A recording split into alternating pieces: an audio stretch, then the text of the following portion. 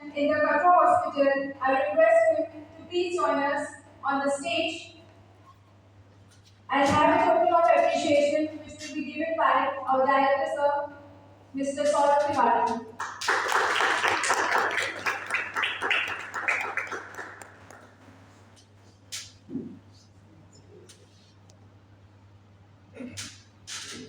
Now I request Dr. Ankit. Thank you for inviting me. मेरा नाम doctor अंकित चौरस है। मैं बच्चों का डॉक्टर हूँ। यहाँ पे जितने भी आप सभी पेरेंट्स में बच्चे हैं, तो चूंकि मैं डॉक्टर हूँ तो आप मुझसे कोई भी बच्चों के हेल्थ रिलेटेड जो भी डाउट्स होते हैं कि बच्चे की डाइट से रिलेटेड, उसकी ग्रोथ से रिलेटेड या बच्चों को छोटी छोटी हेल्थ रिलेटेड कोई भी प्रॉब्लम आती है तो आप उससे बात कर सकते हैं। ठीक है, आप में किसी को कोई डाउट है या कोई भी सवाल पूछना है तो हम एक एक करके डिस्कस करते हैं। ठीक है, यहाँ तो बहुत सारी मदर्स भी बैठी हुई है ना, बहुत सारे डाउट होते हैं बच्चे को क्या खिलाना चाहिए, कैसे उनकी केयर करनी चाहिए या छोटी छोटी बीमारियाँ होती है, कुछ भी आपको डाउट है तो आप उससे पूछ सकते हैं। हम डिस्कस कर सकते हैं।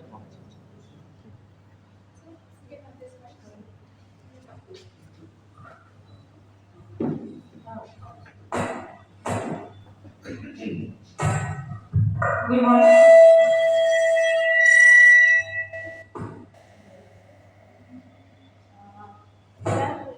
मेरी छोटी सी बेटी है, ये 2.5 साल की है और मैं से नोटिस कर रही हूँ कि ना ये थोड़ा सा यूरिन इसका ना रेड रेड रहता है। तो कल मैंने यूरिन टेस्ट और ब्लड टेस्ट दोनों कराए लेकिन सब में पॉजिटिव आया। तो क्या इसके लिए क्या आपने यूरिन टेस्ट करवाया था, उसमें ब्लड पॉजिटिव आया हुआ है? हाँ ठीक है, देखिए ये कितने 2.5 साल की है? हाँ ठीक है, देखो बच्चों में यूरिन इन्फेक्शन बहुत ज़्यादा कॉमन होता है। ठीक है, जो फीमेल चाइल्ड होते हैं उनमें भी कॉमन होता है। यदि बच्चे के यूरिन में ब्लड आ रहा है, ठीक है, बच्चे को यूरिन करते समय बहुत ज़्यादा दर्द हो रहा है, ठीक है, ये सब परेशानियाँ हो रही है तो बच्चे को यूरिन इन्फेक्शन की संभावना रहती है। ठीक है, अब इसके लिए क्या करना है, जैसे आपने टेस्ट करवाया हुआ है, ठीक है, उसमें ये चीज़ें पॉजिटिव आई है, मतलब बच्चे को यूटीआई यानी यूरिन इन्फेक्शन है, उसमें कीटाणु की वजह से इन्फेक्शन हो गया है। अभी इसका जो ट्रीटमेंट होगा उसके लिए आपको एंटीबायोटिक्स देनी पड़ेगी, क्योंकि 7 से 10 दिन का कोर्स होता है। बच्चे को ज़्यादा से ज़्यादा पानी पिलाना है, बस यही ट्रीटमेंट होता है।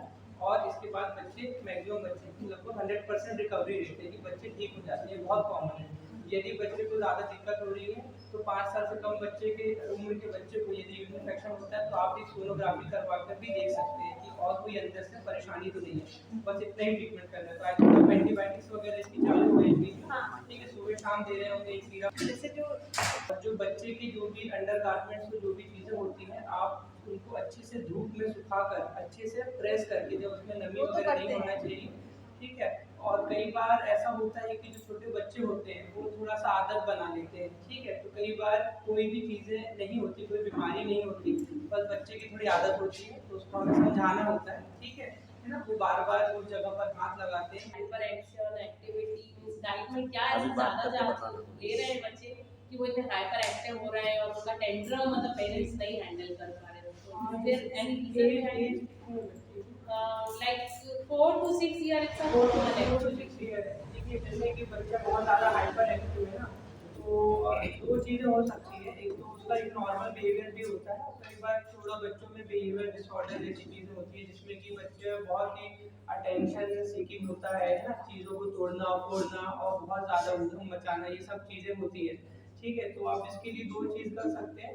पहली चीज़ तो ये है कि अपनी तरफ से ही आप उसको उसका जो बिहेवियर है उसको कंट्रोल करके और उसको समझा बुझा कर करें, पर आपको लग रहा है कि नहीं एक्सेस में ही है तो आई थिंक कोई यदि चाइल्ड साइकोलॉजिस्ट होते हैं एक बार उनसे आप डिस्कस करें। एक्चुअली उनके कुछ स्कोरिंग सिस्टम और एग्जामिनेशन होते हैं, वो आपको बताएंगे कि ये किसी बिहेवियर डिसऑर्डर के उसमें कैटेगरी में तो नहीं आ रहा, तो वो उसको बेहतर तरीके से आपको एक एक स्टेप वाइज काउंसलिंग करके उसके बच्चे के बिहेवियर कंट्रोल करने करेंगे। दूसरी बात है डाइट से रिलेटेड है, तो अभी जैसे कि अभी मतलब दुनिया तो काफ़ी बदल गई है। ठीक है, डाइट की बात हो गई और ये मोबाइल और जो भी सोशल मीडिया वाली चीज़ें है ना, तो उसका बहुत ज़्यादा इम्पैक्ट हो रहा है बच्चों का। तो यदि वो बहुत ज़्यादा यूज़ कर रहे हैं तो उनको बिल्कुल स्क्रीन टाइम लिमिट करना है। ठीक है, और डाइट तो देखा है तो मेरे पास इतने बच्चे आते हैं तो डाइट तो सबका गड़बड़ ही होता है, चिप्स और ये जो भी नमकीन वगैरह, हाँ चॉकलेट्स वगैरह, ये बहुत ज़्यादा हो गया है घर के खाने की तुलना में, तो ये भी उनको बहुत ज़्यादा इफेक्ट करता है। तो एक्चुअली लाइफ स्टाइल मॉडिफिकेशन की जो बात हम बड़े लोगों में करते हैं वो बच्चों में भी लागू होती है कि उनका स्क्रीन टाइम में भी बहुत कम होना चाहिए, है ना, जो डाइट होती है घर की डाइट होना चाहिए, बाहर का खाना ज़्यादा ना खाएं, ठीक है, ये सारी चीज़ें कंट्रोल करनी पड़ेगी। और आपको लग रहा है कि आपका बच्चा कुछ एक्सेस में ही कर रहा है कि बहुत ज़्यादा तोड़ रहा है, बहुत अटेंशन सीकिंग बिहेवियर है कि बिल्कुल उधम ही किया जा रहा है, किसी की नहीं सुनता, तो एक बार चाहे साइकोलॉजी को दिखाना ज़रूरी रहता है, तो वो थोड़ा सा आपको बहुत ज़्यादा टाइम देंगे, 1-2 घंटा देते हैं वो आपके साथ बैठ के, वो पूरा आपका मतलब जो निष्कर्ष रहेगा उसका वो आपको बताएंगे, ठीक है, ये चीज़। सर मंडला मैनुअल है हमारे यहाँ पे स्कूल में क्या है, एक तो आप यहाँ मंडला में तो चाइल्ड साइकोलॉजी ही है, तो आपको जबलपुर में कभी जाते हैं तो वहाँ डिस्कस कर सकते हैं, या फिर हमारे मंडला में एक मुस्कान सेंटर खुला हुआ है नावघाट में, तो आप वहाँ पूछ सकते हैं, मैं स्पीच थेरेपिस्ट है, हो सकता है चाइल्ड साइकोलॉजिस्ट भी आता है, यदि वो कर आप वहाँ पे एक बार डिस्कस कर सकते हो, वो बिहेवियर रिलेटेड चीज़ें वो बेहतर हो जाएगी। permissible milk quantity for a child. मतलब I have two daughters. One is 2 years age and other is 4 years. Okay okay, sir क्या काउ इससे मिल्क की बात कर रहे हैं क्या? both काउ का मिल्क both का बताएं। और नहीं, मदर्स मिल्क की तो बात नहीं कर नहीं रहे। सर 2 साल तक तो माँ का दूध हमको बच्चे बंद ही करना है ना, ठीक है, तो इसमें मैं आपको बताऊंगा कि जैसे 2 इयर्स तक हम बच्चे को माँ का दूध दे सकते हैं, उसके बाद तो हमको बंद ही करना है, क्योंकि वो न्यूट्रिशन माँ के दूध में 2 साल के बाद से तो नहीं मिलता, ठीक है, हमको मेरे डाइट पे फोकस करना है। और आप जो दूध की बात कर रहे हैं कि हमको काउज मिल्क या दूसरा जो दूध पिलाना है बच्चे को, ठीक है, उसमें ऐसा कोई बहुत क्राइटेरिया नहीं है, पर ये है कि उसको बहुत ज़्यादा क्वांटिटी में नहीं देना है। जैसे यदि पर्सनल एक्सपीरियंस की बात करें कि हमारे पास कुछ बच्चे ऐसे आते हैं जो कि एक दिन में 1 लीटर दूध पीते हैं, यही 2 साल के बच्चे की बात करें कि एक दिन में 1 लीटर दूध पीते हैं, 1 लीटर दूध मतलब 4 गिलास दूध हो गया, ठीक है, तो उन बच्चों को बहुत उनके बच्चों की ग्रोथ थोड़ी कम होती है, उनमें आयरन की कमी मतलब एनीमिया खून की कमी ज़्यादा देखी जाती है, ठीक है, क्योंकि उसमें आयरन नहीं होता, आयरन डेफिशिएंसी एनीमिया हो जाता है। तो हम पर्टिकुलर एडवाइस करेंगे कि बच्चों को जो आप 1-1 लीटर आधा लीटर दूध उसमें पानी मिला के ही देते हैं, क्योंकि वो बहुत गाढ़ा होता है, डाइजेस्ट नहीं होता है ना, तो वो उसकी वजह से उनका डाइट कम हो जाता है। तो आप डाइट ज़्यादा दें, दूध कम दें, दूध कम से कम दें मतलब छोटा ग्लास में दे दें, है ना, इतना चल जाएगा, ऐसा नहीं अप्रॉक्स सर कितना अप्रॉक्स यानी कि आप 200 ml तक दे सकते हैं, 250 ml तक दे सकते हैं, तो वो ठीक है, क्योंकि आप आधा लीटर 1 लीटर तक देंगे तो उसका डाइट वहाँ से कम हो जाएगा और उसको आयरन डेफिशिएंसी एनीमिया होने क्या लगेगा। बाद में सर ये बोन कैल्सिफिकेशन की भी दिक्कत आती है बच्चों हाँ, ये सब रहता है, तो आपको मेरी डाइट पे फोकस करना है, दूध पे फोकस नहीं करना है ना, आपको डाइट पे फोकस करना है। मिल्क ऐसा है कि बच्चे को चाहिए होता है तो हम थोड़ा सा पिला सकते हैं उसके सेटिस्फेक्शन के लिए, यदि बच्चा वो दूध ही नहीं पीता तो भी बच्चों को कोई दिक्कत नहीं होगी। को आप मल्टी न्यूट्रिशन के बारे में भी सर डिस्कस करें। हाँ, क्या पूछना चाहते सर हैं? मल्टी न्यूट्रिशन बच्चों को देना चाहिए। अब मल्टी न्यूट्रिशन मतलब किसी आप आजकल डाइट की बात सर कर रहे बहुत सारी गमीज आते हैं और बहुत प्रेवलेंट है सर, आजकल ये चल रहे हैं कि बहुत गमीज आजकल, ये मे बी मार्केटिंग गिमिक है जो भी है कि बहुत गमीज चल रहे हैं चीज़ों का आजकल। ऐसा होता है कि देखिए कि आजकल के बच्चे डाइट नहीं लेते, इसलिए ये सब चीज़ें निकली हैं ना, जैसे कि बच्चा घर का खाना ही नहीं खा रहा है, बच्चा मेनली इन चीज़ों पर फोकस है कि हमको बाहर का खाना है या फिर जो भी नमकीन चीज़ें खाना है इन पर फोकस रहता है, इसलिए ये सब चीज़ें न्यूट्रिशन वाली रहती है जिसमें मल्टीविटामिन, कैल्शियम, आयरन से चीज़ें रहती हैं, ठीक है। अब इसमें जो होते हैं बच्चों के ड्रॉप्स आते हैं बहुत सारे जिनमें ये न्यूट्रिशन बच्चों को मिल जाता है। अब जो आप गमीज और बाकी जो न्यूट्रीमिक्स वाली जो भी चीज़ें होती हैं, है ना, ठीक है, वो भी आप उनको प्रेफर कर सकते हैं, पर हम तो मतलब मैं तो यही एडवाइस करूँगा कि आप इनके घर की डाइट पे ज़्यादा फोकस करें, है ना, ठीक है, क्योंकि अब इनमें क्या फ्लेवर्स है, कैसी चीज़ें हैं, ये हम बहुत ज़्यादा उसको मतलब डिफाइन नहीं कर सकते, ठीक है, तो मैं तो जनरली ये एडवाइस करूँगा, ठीक है, कि आप ज़्यादा से ज़्यादा कोई एक मल्टीविटामिन का कोई सप्लीमेंट ले सकते हैं जिसमें ड्रॉप सिरप्स आते हैं, वो आप चलने दीजिए ताकि उसको इम्यूनिटी को बनाए रखें। सर कितने समय के लिए? इसमें इसका कोई क्राइटेरिया नहीं होता है ना, ठीक है, तो हमको कैसे पता चलेगा कि मल्टी न्यूट्रिशन या डेफिशिएंट है हमारा? हाँ, ये कैसे पता चलेगा, ये पता चलेगा आपकी हाइट करना, वजन करना, ठीक है, और उसको जैसे आप कोई बच्चे के डॉक्टर के पास जाके चेक करेंगे तो हमारे बच्चों की एज के हिसाब से चार्ट्स होते हैं, ठीक है, कि कितना वजन होना चाहिए, है ना, हर एक एक महीने 2-2 महीने के हिसाब से वो चेंज होता रहता है। तो वो किस क्राइटेरिया में आ रहा है, उसमें होती है रेड लाइन होती है, ग्रीन लाइन रहती है, येलो लाइन रहती है। ठीक है, रेड लाइन को हम बहुत कम मानते हैं, येलो को मीडियम और ग्रीन मतलब अच्छा हो गया। तो जब आप अपने किसी जो जिन भी बच्चों के डॉक्टर को दिखाते हैं उनके पास जाएंगे तो आप उनसे वो ग्रोथ, बच्चे की पूरी लंबाई, वजन सब करवा करके, साथ में बच्चे को खून की कमी तो नहीं, सब वो चेक करेंगे तो आपको पता चल जाएगा। यदि कमी आ रही है तो आप उसको अलग से सप्लीमेंट या न्यूट्रिशन चालू कीजिए। यदि नहीं आ रही है, मतलब सब कुछ बढ़िया ग्रीन लाइन में चल रहा है, खून की कमी नहीं लग रही है, तो आप बढ़िया घर में जो अच्छे से खाना बनाते हैं उसको और अच्छे से बनाइए, खिलाइए, है ना। मेनली सर तो WHO का एक जो चार्ट है वो खुद से हम यूज कर सकते हैं? हाँ, WHO हाइट का और चार्ट वेट खुद से भी हम प्लॉट कर सकते हैं। यदि बनता है तो हाइट और वजन के हिसाब से घर में भी लेके प्लॉट कर सकते हैं। ठीक है। जनरली कौन सा मल्टी न्यूट्रिशन कम होता है सर जो बच्चों में बच्चों ध्यान में देना सबसे चाहिए? ज़्यादा जो हम लोग देखते हैं वो होता है आयरन डेफिशिएंसी एनीमिया होता है। ठीक है, आयरन की कमी से आयरन की कमी से बच्चों में हीमोग्लोबिन का लेवल कम हो जाता है। ठीक है, तो उसके लिए हम एडवाइस करते हैं कि शुरू से बच्चे को यदि आप खाना दे रहे हो तो उसमें शामिल करो आप गुड़, है ना। गुड़, जैसे गुड़ में आयरन होता है तो आप रोटी के साथ दे सकते हो या खाने में ऊपर से डाल सकते हो। आप पिंड खजूर शामिल कर सकते हो, उसको उबाल लो, उसका जो फ्लैशी फ्लैशी चीज़ है उसको निकाल लो, वो शामिल कर सकते हो। ठीक है, अनार, चुकंदर आप शामिल कर सकते हो। ठीक है, और पालक भाजी होती है। ठीक है ना। हमने ऐसे बच्चे के भी मैंने वो इलाज किया कि मान लो उसका हीमोग्लोबिन 8 है, उसकी माँ को मैंने बोला सप्लीमेंट, उसकी माँ ने नहीं चालू किया, उसने बस ये 4 चीज़ें बिल्कुल डेली डेली की, तो उसका हीमोग्लोबिन 10 तक हो गया 6 मंथ में। ठीक है, क्योंकि इसमें आयरन काफ़ी मात्रा में होता है। तो आयरन डेफिशिएंसी एनीमिया, आयरन की कमी से कमी होने की वजह से हीमोग्लोबिन कम होना बहुत कॉमन है। सर मेनली और मेजर सिम्टम्स क्या है sir iron deficiency? Iron deficiency anaemia के मेजर सिम्टम ये है कि बच्चे की ग्रोथ थोड़ी कम होगी, है ना। बच्चा आपको अलग से पेल पेल दिखेगा। जब आप बच्चे की आंख में ऐसे जो हम देखते हैं अपने आंख में जो पूरा रेड दिखता है ना, ये पूरा सफेद दिखेगा, पेल हो जाएगा, सफेद सफेद दिखेगा। ये जो पलकें होती है ना नीचे वाली, ठीक है।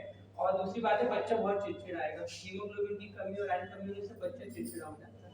यदि आपका बच्चा चिड़चिड़ा है तो उसका एक हीमोग्लोबिन टेस्ट तो करवा सकते हैं। जैसा बोला हाइपर एक्टिविटी ये हो, तो कई बार वो खून की कमी या हीमोग्लोबिन की कमी, आयरन की कमी की वजह से हो जाता है, तो एक सीबीसी का टेस्ट जरूर करवाएं।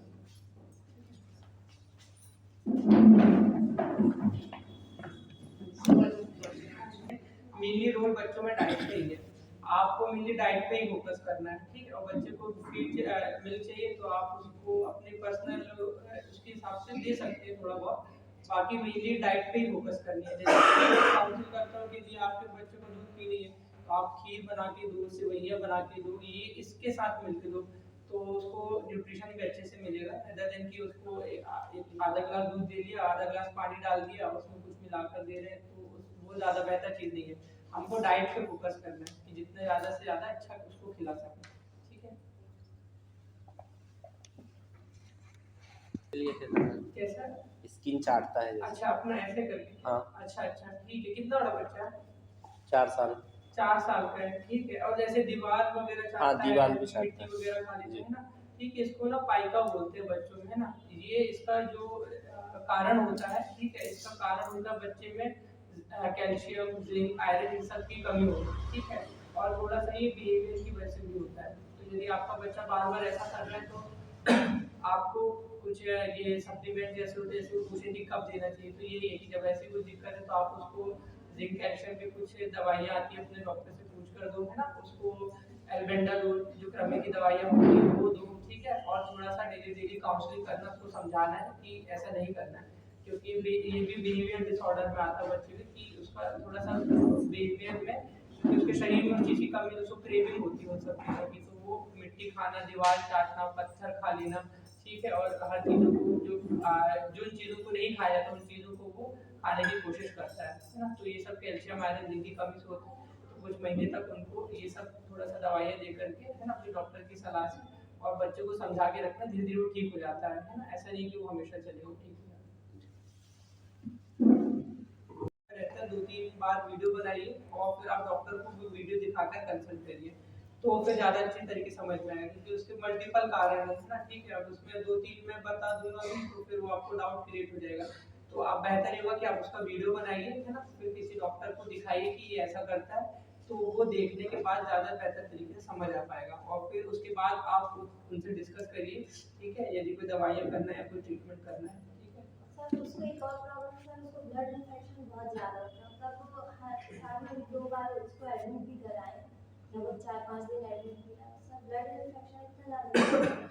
देखिए, ब्लड इन्फेक्शन होता है जो शुरू के 5-6 साल होते हैं ना बच्चे के, उसमें बच्चे काफ़ी बीमार होते हैं। इसलिए आपने देखा होगा जो टीका लगाया जाता है, शुरू में जब बच्चा होता है तो 1.5, ढाई, 3.5 महीने, फिर 6 महीने, 9 महीने, 1 साल, है ना?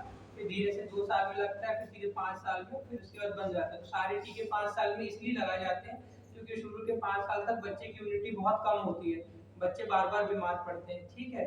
तो जो शुरू में आपका बच्चा साल में 1-2 बार बीमार हो रहा है, तो ये मतलब कॉमन समस्या है। मतलब लगभग बच्चे ऐसे साल में 2-3 बार सीजनल बीमारियां उनको हो जाती है, ठीक है? पर यदि आपका बच्चा एक्सेस में इतना बीमार हो रहा है कि वो भर्ती ही हो जाता है, उसको बार-बार इंजेक्शन बॉटल या कई दिन तक भर्ती रहना होता है, मतलब उसकी थोड़ी-सी इम्यूनिटी कम है। इम्यूनिटी बढ़ाने के लिए जैसे अभी हम डिस्कस कर रहे थे, जो हमारा डाइट होता है, लाइफस्टाइल मॉडिफिकेशन होता है, ठीक है?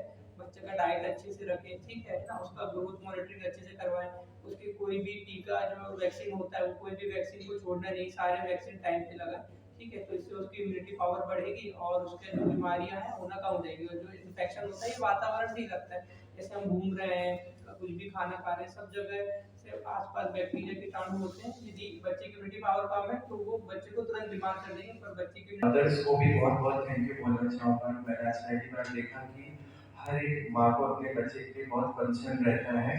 तो आप लोगों में भी वैसे ही वो चीज़ हमने देखी हुई है और आप डॉक्टर अंकित चौरसिया से मिल सकते हैं। सर के साथ हमने काफ़ी अनुभव है, हमने न्यू बर्थ बेबी को भी देखा हुआ और सर के सजेशंस भी बहुत इम्प्लीमेंट कर दिया हमारे लाइफ में।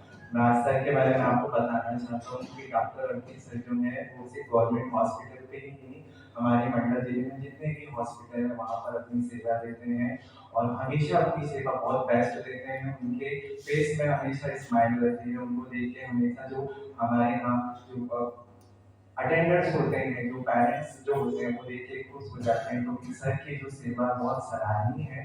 हम सर के भविष्य के लिए हमेशा यही प्रार्थना करेंगे कि हमारे मंडला जिले में कोई भी जो बच्चा है वो किसी भी प्रकार की बीमारी से ग्रसित ना हो। और एक बार मैं सर को भी धन्यवाद करूँगा कि उन्होंने इतना कीमती समय निकाल के हमारे स्कूल में आए हुए हैं और मैं स्पेशली सौरभ सर और आंचल मैम को भी बहुत बहुत धन्यवाद करूँगा कि उन्होंने इतना सोचा बच्चों के लिए। बहुत बहुत धन्यवाद, thank you so much. Now, to delve deeper into the specific of parental orientation, we are honored to introduce our esteemed academic partner, which is Credo.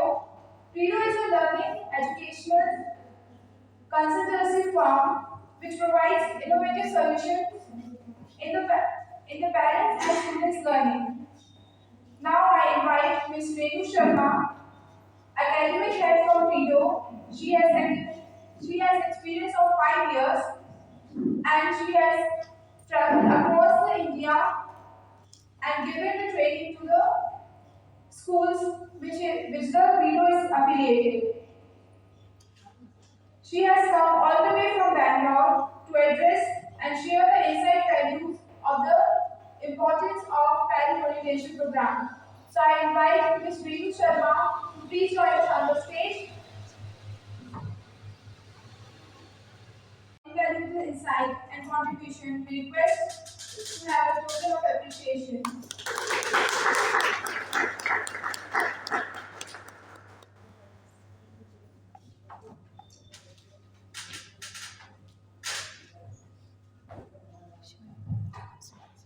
Okay, very good morning to all the parents here.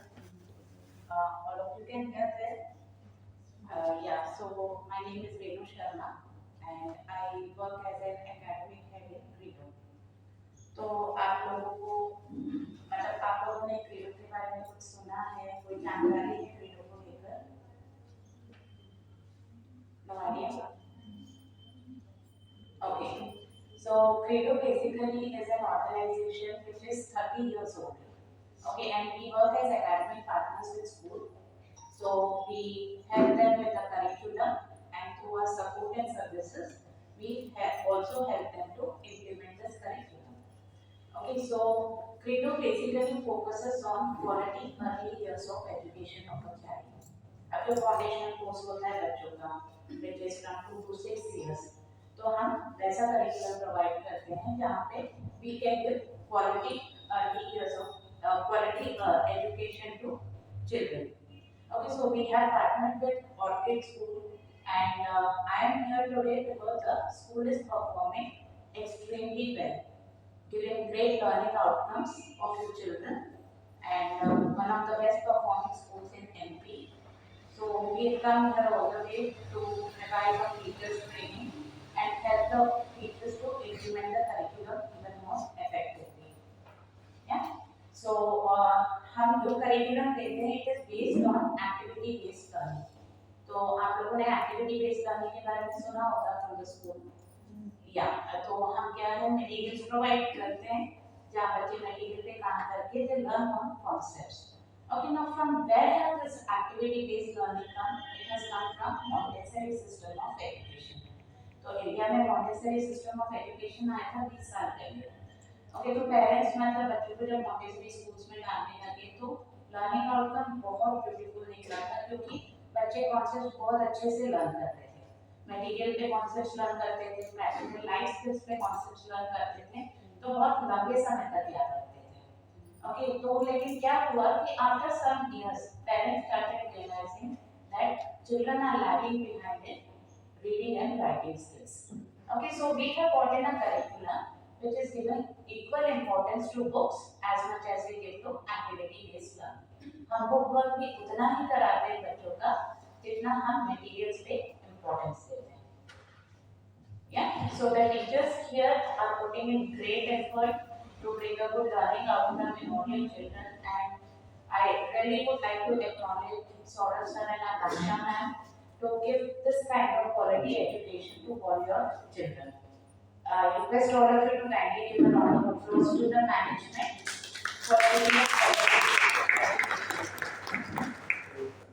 yeah, so activity based learning. हम बोलते हैं कि it is very impactful. It helps the child for a great learning outcome. Now how is that happening? कि हम ऐसा क्यों बोल रहे हैं?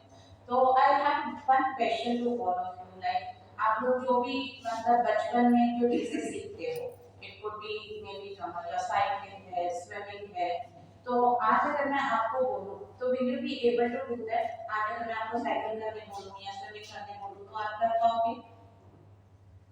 You will be able to do. भले ही आपको शायद वहाँ पे ना you will have to practice, but you will be able to do.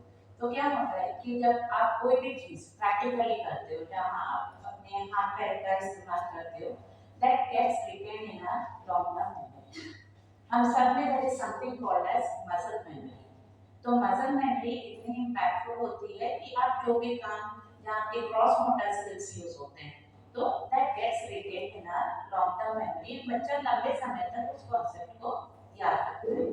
तो हमने क्या किया है, तो जो भी कॉन्सेप्ट है, अब बच्चा अगर कलर सीख रहा है, शेप सीख रहा है, तो हम सबसे पहले उसको लैब में इंट्रोड्यूस करते हैं.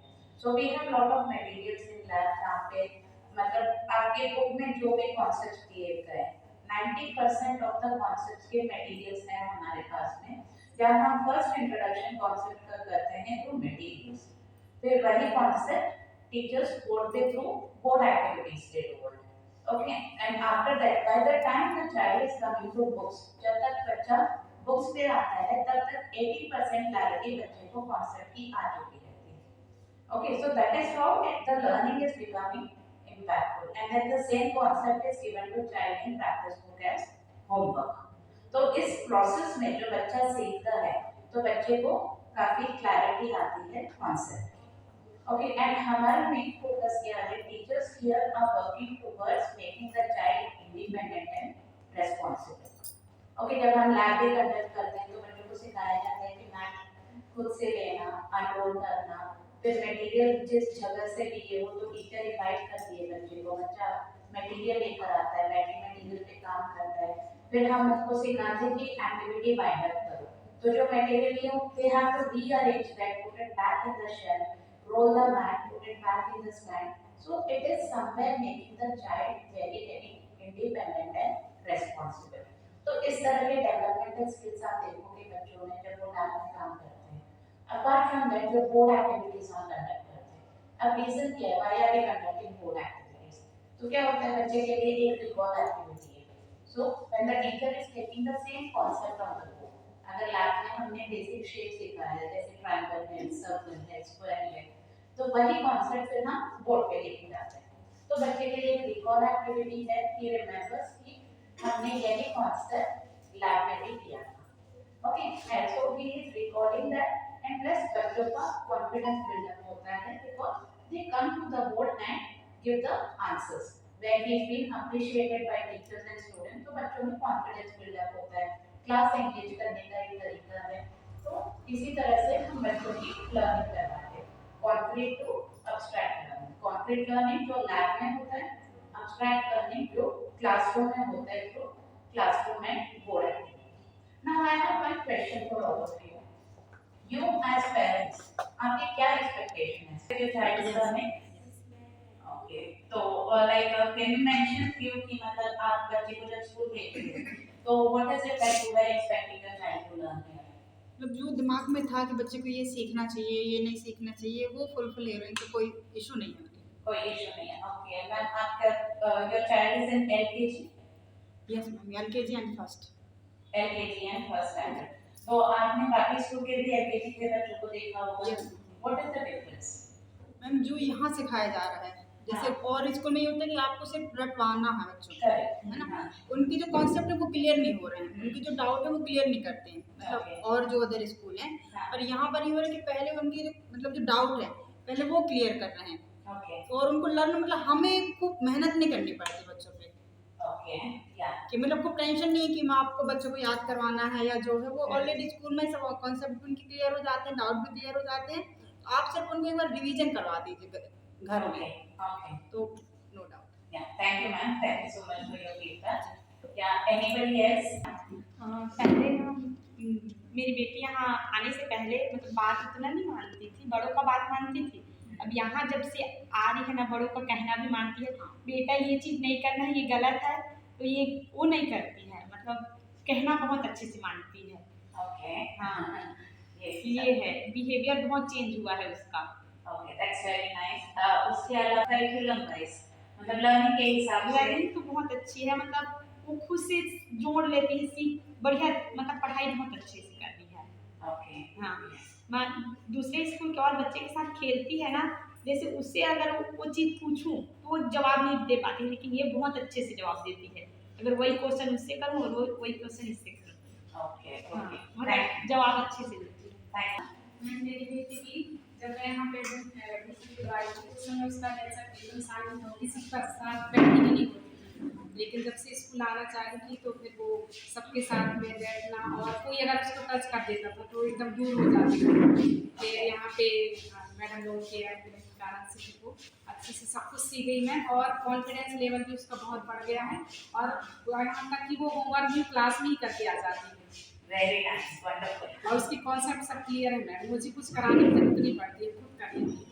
Okay okay thank you ma'am, thank you so much. और कोई आप स्कूल जो है मेरे हिसाब से बहुत बेस्ट स्कूल है, क्योंकि मैं जब बच्चे का जो एडमिशन के लिए मैंने बहुत स्कूलों में पता किया, जब मुझे मतलब इस स्कूल के बारे में मैंने सुना था, बट मैं इतना एक्सपेक्टेशन नहीं किया था कि स्कूल में इतनी अच्छी लर्निंग होगी और बच्चा मेरा इतना अच्छा से मतलब ये हर एक चीज़ को हैंडल कर पाएगा, ये मुझे एक्सपेक्टेशन नहीं थी। मतलब अब लेकिन मुझे लग रहा है कि मैंने जो डिसीजन लिया था यहाँ पे एडमिशन के लिए, वो मुझे लग रहा है कि ये बेस्ट डिसीजन था।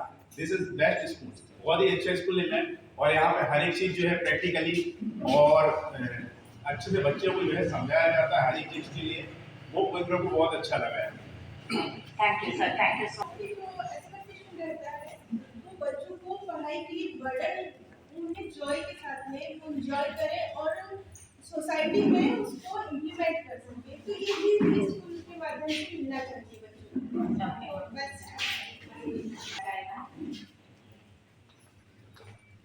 काफ़ी शाय टाइप का नेचर, जब से वो इस स्कूल में आया है काफ़ी ओपन अप हुआ है, और स्टडीज़ में तो वो वैसे भी मतलब घर में तो ठीक था, पर यहाँ आने के बाद में बहुत कम समय में बहुत अच्छा इम्प्रूव हुआ। ओके तो इन शॉर्ट मैं यही कह सकती हूँ। ओके या thank you ma'am, thank you so much. They are satisfied with the learning and the development in the child coming to Orchid Fun School। तो इसी तरह से हमने 2500 स्कूल से we have partnered across India. तो pan India हमारे academic partners है and 5 lakh से ज़्यादा बच्चे करिकुलम फॉलो कर रहे हैं क्रीडो का। Okay, so it is a very big thing कि मतलब सौरभ सर और आकांक्षा मैम इस तरह का एजुकेशन यहाँ फैसिलिटेट कर रहे हैं।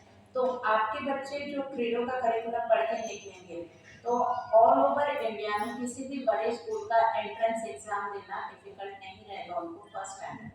I give you in writing, your children will be able to clear all the entrance exam of any school across India, क्योंकि हमने उस लेवल का क्वालिटी एजुकेशन सेट किया है बच्चों के लिए। तो ये वही करिकुलम है जो बाकी शहर के बच्चे पढ़ रहे हैं। सो देयर इज नथिंग कि जिससे आपके बच्चे पढ़ाई में कहीं पीछे रहे। Definitely not, and they are on a good pace with all other children all over India. Yeah, तो ये जो एक्टिविटी बेस्ड लर्निंग है जो मैंने बोला कि बहुत इम्पैक्टफुल है, जहाँ आपके gross motor skills use newspaper ही पढ़ते हैं। तो do you see that the usage of small letters is so much more than capital letters? तो हम स्मॉल लेटर्स ज़्यादा यूज करते हैं while we are writing anything. Okay, so that is the reason why we have introduced small letters first. और small letters introduce करने का कारण भी यही है कि हम साउंड स्पिरिट स्मॉल लेटर्स से इंट्रोड्यूस कर सकते हैं, not through capital letters. Okay, so that is the reason कि हमने स्मॉल लेटर्स। और ये बहुत कन्वेंशनल वे ऑफ स्टडी है कि पहले बच्चों को ए बी सी डी पूरा लेटर सिखाया जाता था, पहले कैपिटल लेटर फिर स्मॉल लेटर, उसके बाद में बच्चों को धीरे धीरे वर्ड रीडिंग में डालते थे। लेकिन हमने यहाँ पे क्या किया, लेटर्स को अलग अलग सेट में डिवाइड किया। 5 different sets we have divided। यहाँ आपका जो फर्स्ट सेट है जिसे आप मैक्सिमम 3 लेटर वर्ड बना सकते हैं, तो बच्चों को साउंड इंट्रोड्यूस कराते हैं, साथ में वर्ड रीडिंग भी डालते हैं। तो उसी तरह से बच्चों का रीडिंग पैटर्न भी साथ साथ में चलता है। And after completing all the 5 letter set we introduce capital letter to children. Okay, कोई भी वर्ड पढ़ने के लिए बच्चों को सीक्वेंस आना जरूरी है। अगर बच्चे को साउंड आएगा उन लेटर्स का तो पढ़ लेगा। So there is no necessity to know the sequence of letters. हम सीक्वेंस इंट्रोड्यूस करते हैं लेकिन कैपिटल लेटर्स के साथ which is short letter. Okay, and आपके जो एलकेजी के बच्चे हैं तो यू वुड हैव सीन कि हमने प्लेस वैल्यू इंट्रोड्यूस किया बच्चों को। Now what is the reason why are we introducing place value for LKG children? क्या कारण है? आपके बच्चे पढ़ रहे हैं ना, दे आर रीडिंग नंबर्स। और आपने ये भी देखा होगा कि हम सीक्वेंस में बहुत ज्यादा नंबर्स नहीं लिखाते बच्चों को कि आज 1 to 100 भी होगा, 100 to 200 भी, 200 to 300 हम दूरी पर। एक सीक्वेंसिंग का पैटर्न बच्चों को समझ में आता है तो मिड रेंज से हम कोई भी सीक्वेंस दे दे बच्चों को लिखने के लिए। But why are we introducing place value? Place value introduce करने का क्या कारण है?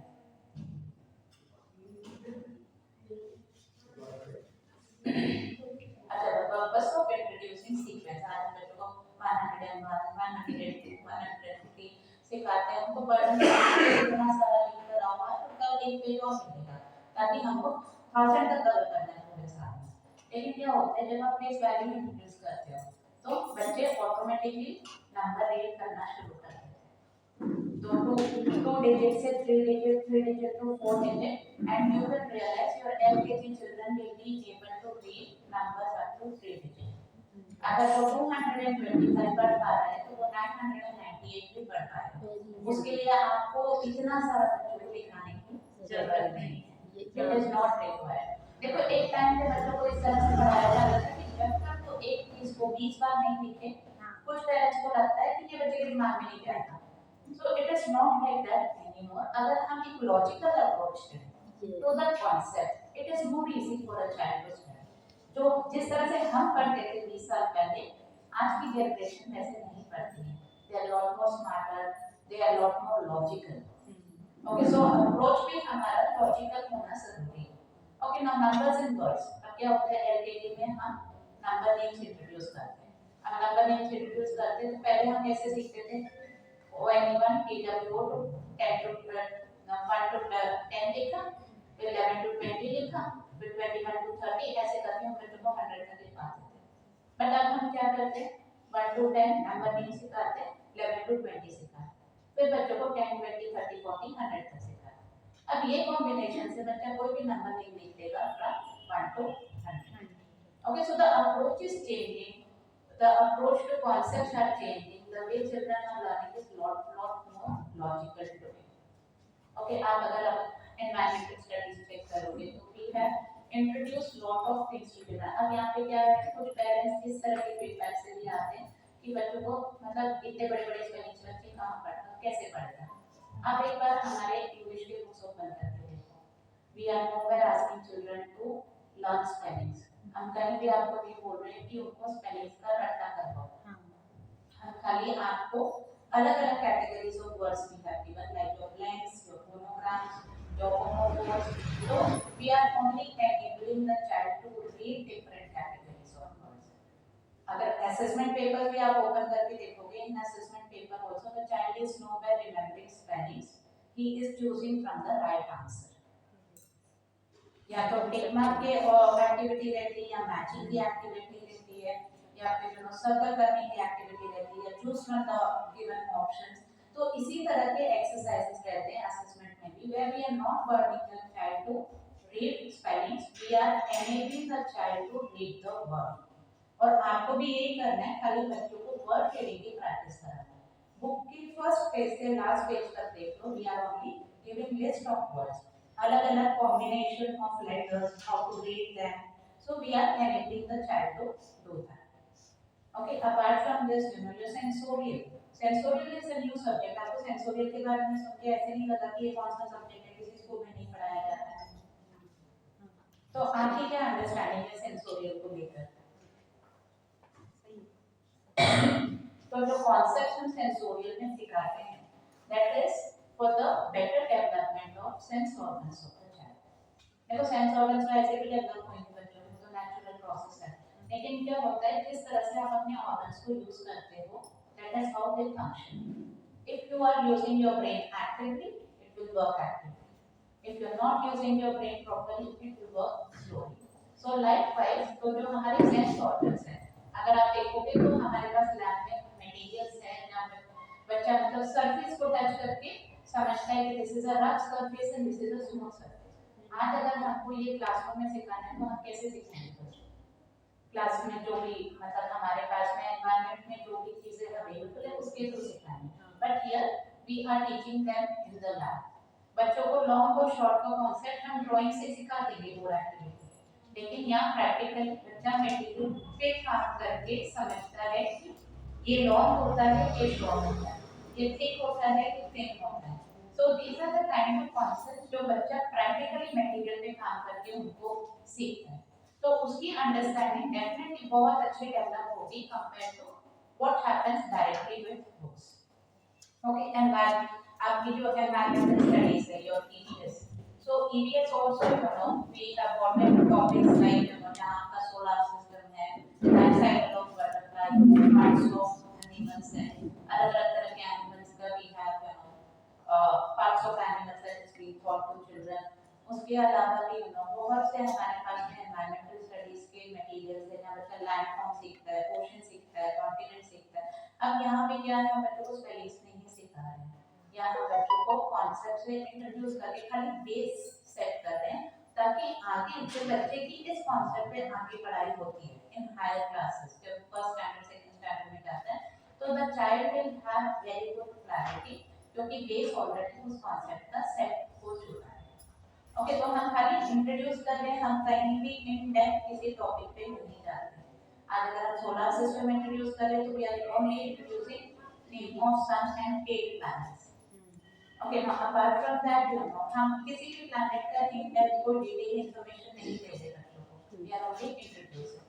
उसके अलावा लैंड फॉर्म्स इंट्रोड्यूस करते हैं। So we have some materials here where I will show you हम किस तरह से ये मटेरियल यूज करते हैं, क्या बेनिफिट होता है बच्चों को।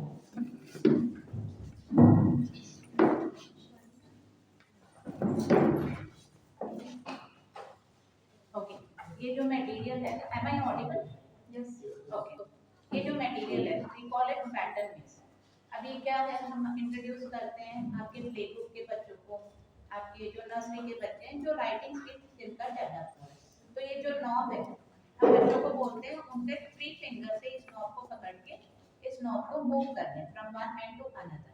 तो यहाँ पे क्या हो रहा है, जो पेंसिल ग्रिप होता है बच्चों का, पेंसिल ग्रिप क्या है, उनको ये फिंगर फोल्ड करके इससे पेंसिल पकड़ना रहता है, जो बच्चों को काफी प्रैक्टिस के बाद ही वो ये कर पाते हैं। तो पेंसिल ग्रिप उनका इम्प्रूव होता है ये करने से, प्लस द हैंड मूवमेंट जो आपको राइटिंग के लिए जो हैंड मूवमेंट चाहिए, so that also improves.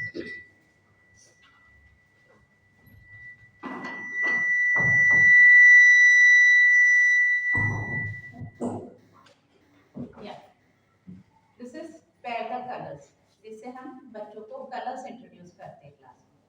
Okay, so here also we have different presentations. इसके through we introduce colors to children where they understand the names of all the colors. तो अलग-अलग तरह की एक्टिविटी कराते हैं जिसमें बच्चा सेम कलर्स पेयर करता है, जिससे बच्चों को मतलब नेम लेसन कराते हैं जहाँ हम कलर्स के नेम आइडेंटिफाई करते हैं। तो इससे भी क्या है, बच्चों को इंटरेस्टिंग लगता है, they are picking up colours, then identifying names. तो अलग-अलग एक्टिविटी से we introduce colors.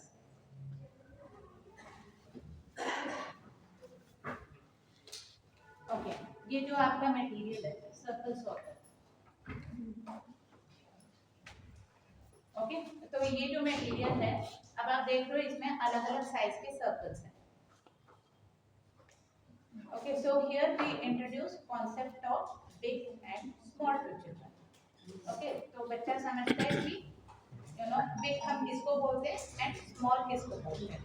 Okay, and also we introduce bigger and smaller, biggest and smallest. तो ये सब हम मटेरियल के थ्रू पहले बच्चों को इंट्रोड्यूस करते हैं एंड फिर क्लास में बच्चा जब स्कूल में ओपन एनवायरनमेंट में जब ये सब चीज़ें देख के जाता है, तब घर पर जाकर भी वो सारी चीज़ों में ये स्मॉल मतलब लॉन्ग, पापा लॉन्ग है मैं शॉर्ट हूँ, ये चीज़ वाइड है, ये सिलेंड्रिकल, मतलब सारी जो शेप से बच्चा मतलब ओपन एनवायरनमेंट जो घर का है उसमें भी बहुत जल्दी पिक कर रहा है। exactly.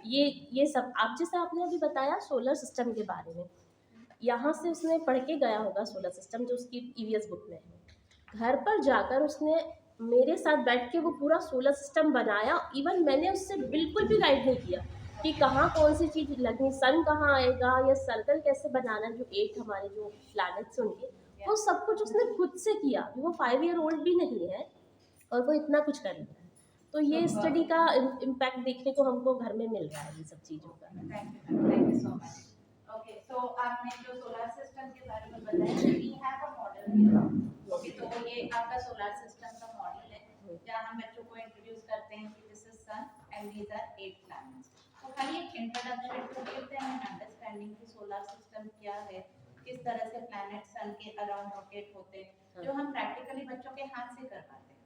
So definitely उनका interest for learning is much more than just sitting with books and learning. Okay, so इस तरह से हम solar system introduce करवाते हैं। Now apart from this, ये जो landforms है,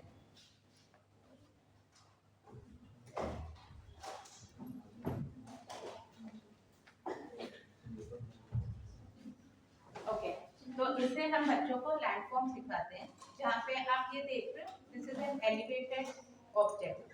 तो इसमें हम पानी भर के फिर बच्चों से लिटरली टच करवाते पानी कि this is water body, this is land area. So water covered by land on all the sides is called as lake. तो practically बच्चा जब इसमें करता है, जब हम water डालते हैं, तो there is a different interest जो वो मतलब develop करता है by doing this presentation.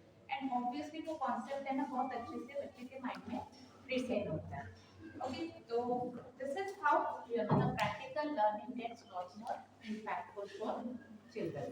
Okay, and you will see the difference. You will see the difference कि आप schools के साथ में 2 महीने 3 महीने cooperate करो, you will see wonderful results in your children. आज आपके बच्चे addition कर पा रहे हैं? Okay, up to 2 digit कर पा रहे हैं, but I will give you in writing को lab में आपको 3 digits कर पाएंगे। क्योंकि लैब में हमेशा एडवांस स्टडी होती है एंड यूकेजी का बच्चा 3 डिजिट का एडिशन करना, that too with carry over, is a very very tremendous learning outcome जो आपको ये स्कूल फैसिलिटेट कर रहा है, जो ये स्कूल फैसिलिटेट कर रहा है आपके बच्चों के लिए। And I request all the parents that kindly support them in making their learning outcome successful, क्योंकि वो पेरेंट्स के सपोर्ट के बिना या पेरेंट्स की अंडरस्टैंडिंग के बिना नहीं हो पाएगा, which is really not possible. And I am really happy to get such positive feedbacks from parents about their child's learning कि उनके बच्चे कितनी अच्छी तरह से concept देख रहे हैं and घर के environment में भी उसको identify कर पा रहे हैं. Yeah. Okay. हम बच्चों को ग्लोब इंट्रोड्यूस करते हैं इन LKG. Now here ग्लोब अब some parents are like you know कि ये कोई जरूरी थोड़ी है इतना सब क्यों पढ़ाना है बच्चों को, लेकिन हम यहाँ पे इन डेप्थ से जाएंगे. हम बच्चों को इंट्रोड्यूस करते हैं only on oceans and continents. We make them say that this is a model of Earth and the blue area is the water body which is ocean and the colorful area is the land area which is called as continent. बस हम इतना ही introduce करते हैं ताकि आगे जाके जब बच्चे को ये फर्दर डिटेल में पढ़ाया जाएगा in higher classes, the base is already set over here. Okay, so likewise we have life cycle of butterfly, जिसमें मतलब एक बच्चे को ये पढ़ाया जाता है right from the stage of laying an egg till the formation of butterfly, जो हम एक स्टोरी के फॉर्म में बच्चों को बताते हैं in a very simple format of story which is taught to children. Okay, so all such concepts are getting covered up with activity based learning जहाँ लैब यूज किया जाता है and लैब में बहुत से developmental skills also you will see in a child. एक तो independent और responsible होते हैं बच्चे, उसके अलावा there is peer learning. अब peer learning का क्या मतलब है? Has anybody heard of peer learning here? Okay, joint family में कितने लोग रहते हैं? ओके, तो मैम आपने देखा होगा कि घर पे जो छोटे बच्चे हैं मतलब उनको आगे चीजें सिखानी नहीं पड़ती है, वो बड़े बच्चों को ऑब्जर्व करके सीख लेते हैं, राइट? तो प्रैक्टिकली आपने वो चीज घर पे देखी है. So similar thing happen in lab also.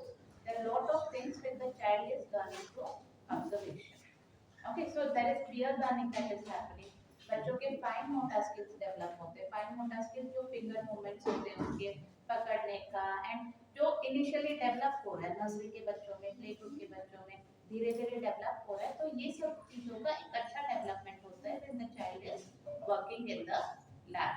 Okay, now apart from that there is cross motor skill development, क्योंकि हम बच्चों को रिस्ट्रिक्ट नहीं करते कि एक जगह पे बैठ के खुद से उठ के मटेरियल लो, फिर खुद से मटेरियल रखो. उसके बाद में मेमोरी एक्सरसाइज होता है जहाँ बच्चों को मतलब मेमोरी एक्सरसाइज कराने के लिए हम बच्चों को बोलते हैं कि to get the right circle that will fit over here. So there is a lot of movement also happening in the lab which will help in the physical development of the child. Yeah. So is there any questions आप लोगों की तरफ से मतलब जो book related है या फिर any other queries you have related to academics? Ma'am actually ये स्कूल से कोई शिकायत नहीं है. मेरी बेटी का थोड़ा सा उसमें इशू है, वो ना ध्यान से मतलब ध्यान देती नहीं है उस पर. मतलब टीचर्स अच्छा पढ़ाते हैं, उसको कोई शिकायत नहीं क्योंकि वो है, पर वो ध्यान नहीं देती है. ओके मैम, पर टीचर्स मेहनत पूरी करते हैं, मतलब उनको कोई शिकायत नहीं है, पर वो क्या करते थोड़ा सा या चंचल है या जो भी हो तो उसका पढ़ने में कुछ वो नहीं रहता है. ओके मैम, आपकी बच्ची का रिजल्ट कैसा है? How is she performing? और चीज में सब बढ़िया है, पर उसको थोड़ा सा डाउट रहता है. जैसे नंबरिंग रहती है ना, तो उसको मान लो कि 5 नंबर है, फिर भी एक बार वो पूछेगी टीचर से या मुझसे कि मम्मा यही 5 है या यही 6 है, ऐसा उसका है. ओके, सिर्फ नंबरिंग में है और किसी में नहीं. और किसी में नहीं और कोई otherwise she is scoring well. हाँ, तो मैम कोई प्रॉब्लम ही नहीं है. आई डोंट थिंक आपको कोई भी वरीज लेना चाहिए. हाँ, कभी इस एज में तो बच्चे क्यूरियस होते ही हैं, हर चीज को बार बार ही पूछेंगे कि ये क्या है, क्यों है, रहता है. ये वो लिख लेगी सब कर, फिर उसको ये रहेगा कि नहीं यार ये मैंने सही लिखा है कि नहीं लिखा है. ओके, तो इसके लिए अपन कुछ कर सकते हैं क्या? नहीं मैम, क्या होता है ना कि मतलब बच्चों का कुछ बच्चों का है ना थोड़ा focus they take time to build up. अभी LKG में है, बट स्टिल अगर खाली मैथ्स में प्रॉब्लम है एंड बाकी सब्जेक्ट्स में कोई इश्यूज नहीं है, तो I don't think you should worry. वो धीरे धीरे उसका स्किल मैथ्स में भी डेवलप हो जाएगा. जैसे मेरा बेटा है, उसका मैथ्स में बहुत ज़्यादा इंटरेस्ट है. आपको मैं अभी मतलब सिलेबस में 50 तक था, वो अभी 1000 तक काउंटिंग करता है खुद से, और लिखने में भी वो सारा दिन मैथ्स लिखता है. उसको मना करना पड़ता है कि बस करो जाके बाहर खेलो, पर हिंदी उसको बोरिंग लगती है. ये होता है बच्चों में, बहुत नेचुरल सी चीज़ है. मैं थोड़ी सी वरीड हुई कि ये हिंदी नहीं पढ़ना चाह रहा, फिर उसके पापा ने सजेस्ट करे कि नहीं, इसका अगर मैथ्स अच्छा है तो इसके सारे सब्जेक्ट ऑटोमेटिकली अच्छे हो जाएंगे. इसका जिस चीज़ में इंटरेस्ट है बस उसको करने दो, वो ऑटोमेटिकली पिक करेगा धीरे धीरे सारी चीज़ें. मैंने टीचर से बात किया, उन्होंने थोड़ी सी मेहनत की उसके साथ में कि हिंदी में उसका इंटरेस्ट पर आ जाए। एक बार उन्होंने इंटरेस्ट दिखाया, बच्चे ने घर में आके खुद से करना चालू किया। मैंने उसको थोड़ा सा 2-3 दिन प्रैक्टिस किया, उसने करने लगा, हिंदी में भी करने लगा। तो ये चीज़ बच्चों में होती है कि थोड़ा सा ध्यान देने की ज़रूरत होती है कि क्या कर रहा है और हमको उससे क्या करवाना है। टाइम तो अच्छी चीज़ ये है कि मतलब स्कूल का जो परफॉर्मेंस है वो बहुत अच्छा है। हम जैसे ही कोई क्वेरी देते हैं कि भाई हमारा बच्चा लंच नहीं कर रहा या ये चीज़ें नहीं कर रहा, तो बहुत जल्दी मतलब रिएक्ट करते हैं, बच्चों के साथ बहुत जल्दी कम्युनिकेट करके उसको ठीक करने की कोशिश करते हैं। तो ये चीज़ें अच्छी है। Thank you, ma'am. Thank you so much. Yeah, any other questions from anybody, ma'am? हाँ, ma'am. मेरी बेटी जैसे कि वो ना अभी जोड़ना सिखा रहे हैं स्कूल में, लेकिन उसके अगर बिग नंबर और स्मॉल नंबर पूछूं तो वो रिप्लाई नहीं कर पाती है। Okay. हाँ, और जैसे 30 काउंटिंग लिखाऊंगी तो 1 से 30 को भी 3 130 पढ़ती है। अच्छा, तो ये इशू है उसका। मैम ये अभी क्या होता है कि जो भी नंबर है हम उसको क्वांटिटी से एसोसिएट करते हैं। ओके, सो लाइक बच्चे को पता है ये नंबर 1 है, लेकिन हम उसको क्वांटिटी से एसोसिएट अगर उसको करते हैं तो वो ज़्यादा अच्छी अंडरस्टैंडिंग बिल्डअप होती है। तो जब आपके बच्चे को आपको घर पे सिखाना है big number and small number, तो आप क्वांटिटीज लेकर बैठो। ओके, क्वांटिटीज लेके बैठो, जैसे समझो 6 and 4। So ask him to count the quantities in a row. Arrange करो। अगर 6 है तो उसको बोलो 6 चॉकलेट्स एक के नीचे एक अरेंज करने, एंड 4 है तो 4 चॉकलेट। फिर जो रो लंबा है वो नंबर बड़ा है। तो क्या है, initially we start with quantities, later धीरे जैसे बच्चा और बड़ी क्लास में जाता है तो ही स्टार्ट्स अंडरस्टैंडिंग सीक्वेंसिंग के हिसाब से कि ये बाद में आते हैं तो ये बड़ा नंबर है। नहीं, 30 तक वो कर लेती है। जैसे 56 दे दूंगी और 65 दे दूंगी, 75 दे दूंगी। अब इसमें से 2 नंबर्स में तो कर लेगी, जैसे 4 नंबर 5 नंबर रहेंगे ना तो कंफ्यूज हो जाएगी, तो पूरे सब नंबर पूछेगी जैसा करता है ऐसा। ओके, तो क्या होता है ना, जब भी आपको बिगर नंबर कंपेयर करना है, जैसे आपका 56 और 36 है, अब हमेशा कोई भी मैथमेटिकल ऑपरेशन हम होते हैं राइट साइड से स्टार्ट करते हैं फ्रॉम द यूनिट्स। हाँ, ओके, लेकिन आप यहाँ पे बच्चे को बोलो टेंस वाले नंबर देखेंगे, तो टेंस में क्या है, यहाँ पर 5 है और यहाँ पर 3 है। 3 is smaller than 5, so 36 is smaller than 50. Okay, so always look at the left side of hierarchy whenever you are comparing numbers. आपके बच्चों के अंडरस्टैंडिंग के लिए बहुत ज़्यादा इजी हो जाएगा, है ना। तो आप ये मेथड फॉलो करके देखो मैम, टीचर्स को फीडबैक देना if your child has understood. हाँ, Yeah, thank you. thanks ma'am. Any other questions from the audience? हाँ मैम बोलिए। मेरा बेटा भी उल्टी लेटर बनाता है। Sorry मैम, उल्टी लेटर बनाता है मेरा। mirror images. Okay. मैथ्स में भी बनाता है उल्टी लेटर, फिजिक्स में भी बनाता है। नंबर भी उल्टी मिलता है। हाँ, ओके, तो आई थिंक उनका कंफ्यूजन बी और डी को लेकर है। हाँ, मैं जैसे बी और डी को बी लिख देगी और बी को डी लिख देगी। मैचिंग में भी वैसे करेगी, और टी को जैसे उसको पता है ऐसे करके ऐसे बनेगा, मम्मी ऐसे करके ऐसे बनेगा, वो पूछेगी ही, बेटा नहीं ऐसे बताना ही पड़ता है उसको। ओके, तो यहाँ पे क्या होता है ना कि जब हम इंट्रोड्यूस करते हैं, अब बी और डी क्या है, अगर आप A B C D introduce करोगे तो बी और डी बहुत क्लोज आ जाता है। हाँ, तो बच्चों में कंफ्यूजन बहुत इजीली क्रिएट होता है। लेकिन अगर आप हमारा लेटर सेट्स देखोगे तो हमने बी दूसरे सेट में इंट्रोड्यूस किया और डी अलग सेट में इंट्रोड्यूस किया। So there is a gap of almost 1 or 2 months, you know, by the time the child is introduced B and D. B और क्यू में भी वही सेम। हाँ, बी और क्यू में तो मिरर इमेजेस क्या है, बच्चों का करेक्शन होता है विद राइटिंग प्रैक्टिस। जितना ज़्यादा बच्चे राइटिंग प्रैक्टिस करते हैं और आइडेंटिफाई होता है कि नहीं इसको इस तरह से नहीं ऐसे करना है, तो आउट ऑफ प्रैक्टिस ही वो करेक्ट हो पाएगा। या okay, any other question audience की तरफ से? और कोई सवाल? हाँ मैम जी मैम, पूरी नहीं कर लेती हूँ। सॉरी मैम, करने के लिए नहीं होती थी मैम, मेरी बेटी है ना, हाँ, उसको करा तो करने के लिए नहीं होती है। अच्छा, वो लिखना नहीं चाहते? हाँ, वो काम कर लेती है देख के, पर वो ना उसको बिना देख करा तो वो कर नहीं पाती है। ओके, तो बिना देखे आप क्या करवाते हो उससे? उसको 1 2 काम भी कराते हैं मैम और लिखवाते भी हैं उसको। ओके, तो काउंटिंग वो क्वांटिटी काउंट करके लिख देती है? जी मैम, वो ओके। देखेगी ना तो वो कर लेगी, ओके, पर वो बिना देखे नहीं कर पाती है। बिना देखे नंबर्स लिखते हैं? नहीं 1 2 3 4 5 6? नहीं, उसको जब कराओ तब करती है। अच्छा, ओके। मैम क्या होता है कि कुछ बच्चे थोड़ा जल्दी ग्रास्प करते हैं, कुछ थोड़ा सा टाइम लगता है उनको कोई भी कॉन्सेप्ट ग्रास्प करने में। तो उस चीज़ से as a parent please don't panic, it's absolutely okay. क्योंकि क्या है वो बच्चे हैं ना धीरे धीरे, अब मैं अपना पर्सनल एक्सपीरियंस बताती हूँ आप लोगों को। Up to 7th I was not a good student. मैं 7th स्टैंडर्ड तक कोई बहुत अच्छे मार्क्स अचीव ही नहीं करती थी, I was very average student. But as I went to 8th standard, there was a sudden change in my way of learning and studying, understanding.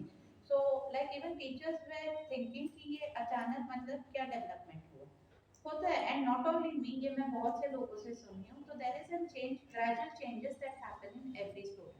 अब आपके बच्चे फिलहाल तो एलकेजी में ही है, इतना बर्डन मत लो, इतना प्रेशर नहीं लो, थोड़ा स्लो अगर पढ़ भी रहे हैं तो कोई प्रॉब्लम नहीं है।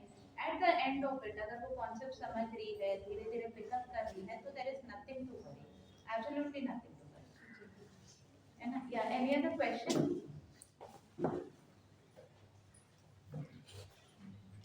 I don't see questions from fathers, खाली mothers ही question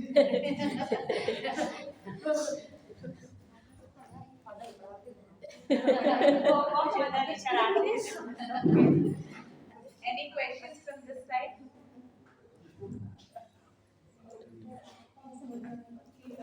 Thank you so much, ma'am, for taking out your time and explaining all the ways of learning which our school provides us. Yeah, thank you, ma'am.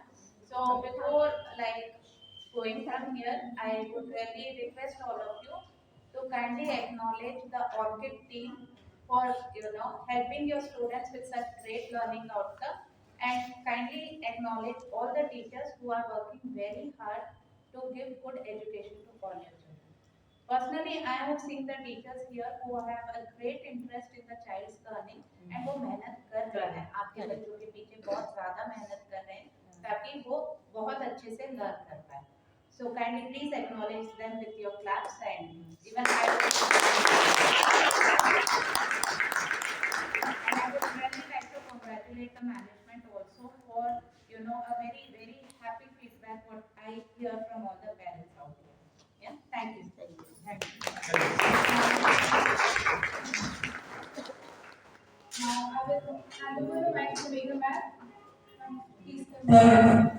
Thank you, ma'am.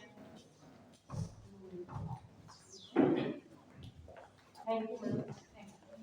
जैसा मैं हो नहीं रहा, कर नहीं रहे बच्चे, तो एक ऑडियंस से क्वेश्चन है मेरा कि what is the meaning of parenting? आप पेरेंटिंग से क्या समझते हैं? एनीवन, कोई भी आंसर दे सकता है। पेरेंटिंग जो हम परवरिश बोलते हैं, तो आपके नज़रिए में क्या मतलब है? मेरे नज़रिए से कि मेरा बच्चा मेरे साथ सेफ, सिक्योर और कंफर्टेबल फील करे, कि उससे जो कुछ भी नहीं आता, मम्मा के पास सारे हल हैं, हर एक चीज़ का, हर एक प्रॉब्लम का सॉल्यूशन है। बस ये मतलब मेरा बच्चा मेरे साथ। बट पर्सनली आई फील, और मैंने पढ़ा भी है कि पेरेंटिंग का रियल मीनिंग होता है अपने बच्चे के साथ उसका बचपन जीना और वापस से अपना बचपन जीना। That is a real parenting, क्योंकि बच्चा अभी बहुत छोटा है, हम कंपेयर करते हैं हमारी एज से। लॉट्स ऑफ टाइम ये होता होगा, इट्स अ रियल इंसिडेंस कि आप फील करते हो लाइक जैसे आपने बोला वो टी उल्टा बना देती है। वन टाइम टू टाइम हम फ्रस्ट्रेट हो जाते हैं, कब से पढ़ रहे हो फिर भी टी उल्टा बन रहा है, तुमको बी और डी में डिफरेंस क्यों नहीं दिख रहा है? हम 30 ऑलमोस्ट होंगे, 25, 35, 28 इसी एज के हम पेरेंट्स हैं, वो सिर्फ 4 to 5 ईयर के हैं। किसी को भी यहाँ पर अपना एज का, इंग्लिश का नंबर याद है आपको? फाइनल एग्जाम क्वार्टरली में कितना मिला? कोई भी। मैं नर्सरी पीजी की बात ही नहीं कर रही, first second 8th is a board class that time. किसी को याद है अपना 8th का इंग्लिश का marks? I am not talking about overall percentage में, सिर्फ और सिर्फ इंग्लिश में कितने नंबर थे आपको इंग्लिश सब्जेक्ट में? 49। 49, very good madam, nice. Anyone? 50 में से हम भूल गए ना। हाँ, हमारी एज कितनी है पर हम भूल गए, हमारे 8th के मार्क्स हम भूल गए। फिर हम उस बच्चे से कैसे एक्सपेक्ट कर रहे हैं कि वो एकदम से डी, बी, ए, ये सब बनाने लगेगा? तो हमको थोड़ा काम एंड कूल होने का जरूरत है। हम बहुत ज़्यादा वरीड कर रहे हैं, आई नो टाइम बहुत जल्दी भाग रहा है, हमारा टाइम क्या था बच्चों का क्या है कि बहुत डिफरेंस है। बट जब तक हम उनकी एज के अकॉर्डिंग उनको खुद से ग्रोथ नहीं करने देंगे, वो पढ़ाई से भागेंगे, वो आपसे भी भागेंगे। उनको लगता है बच्चों मम्मी आई के बुक खोलकर बस होमवर्क कर लो, क्लास कर लो, ये कर लो, होता है ये। और सब टाइम बच्चे फ्रस्ट्रेट होते हैं और फिर वो फ्रस्ट्रेट होते हैं, फिर हम उनसे, और क्योंकि हम उनसे बड़े हैं तो हमारा टेंट्रम उनसे ज्यादा होता है। नाउअडेज पेरेंट्स बहुत यूज करते हैं, बहुत टेंट्रम दिखाता है, बहुत टेंट्रम दिखाता है। वो कहाँ से आ रहा है? क्योंकि हम उनको कहीं ना कहीं टेंट्रम दिखा रहे हैं कि होमवर्क नहीं हो रहा, क्लास वर्क नहीं हो रहा, सिस्टमेटिक नहीं हो रहा। दैट्स व्हाई बच्चे चीजें होती हैं। आपने देखा होगा पीजी में कंफ्यूज था बच्चा, नर्सरी में कंफ्यूज था, बट एलकेजी में उसके कॉन्सेप्ट बहुत सारे क्लियर हुए हैं। तो ये चीजें हमको धीरे से आती हैं, डे बाय डे आती है। हमने भी बहुत सारी चीजें एज के साथ ही सीखी है। एक्चुअली आज में एक स्टोरी है मेरे पास। एक बार क्या हुआ, हैमर होता है हथौड़ा, वो चाबी से बात कर रहे थे, की से। उन्होंने बोला कि मतलब बेटा तुम इतनी छोटी हो पर जो लॉक है वो तुमसे ओपन हो जाता है, और मैं इतना प्रेशर देता हूँ फिर भी वो ओपन नहीं होता। हम अगर लॉक तोड़ना होता है तो हम प्रेशर करते हैं, जबकि हम एक ही फैमिली से बिलोंग करते हैं, दोनों आयरन से बने, लोहे से। तो हैमर बोला कि मैं तो बड़ा हूँ, मैं दादा हूँ इस फैमिली का, पर फिर भी ये मेरी नहीं सुनता है, मुझसे ओपन ही नहीं होता है, और तुम इतनी छोटी हो और ओपन हो जाता है।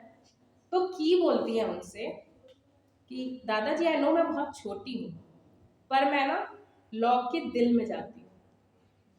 और कहाँ पर किस दो चीजें होती है लॉक के साथ, अगर आपने राइट टर्न किया तो वो ओपन हो जाएगा, आपने लेफ्ट टर्न किया तो लॉक हो जाएगा।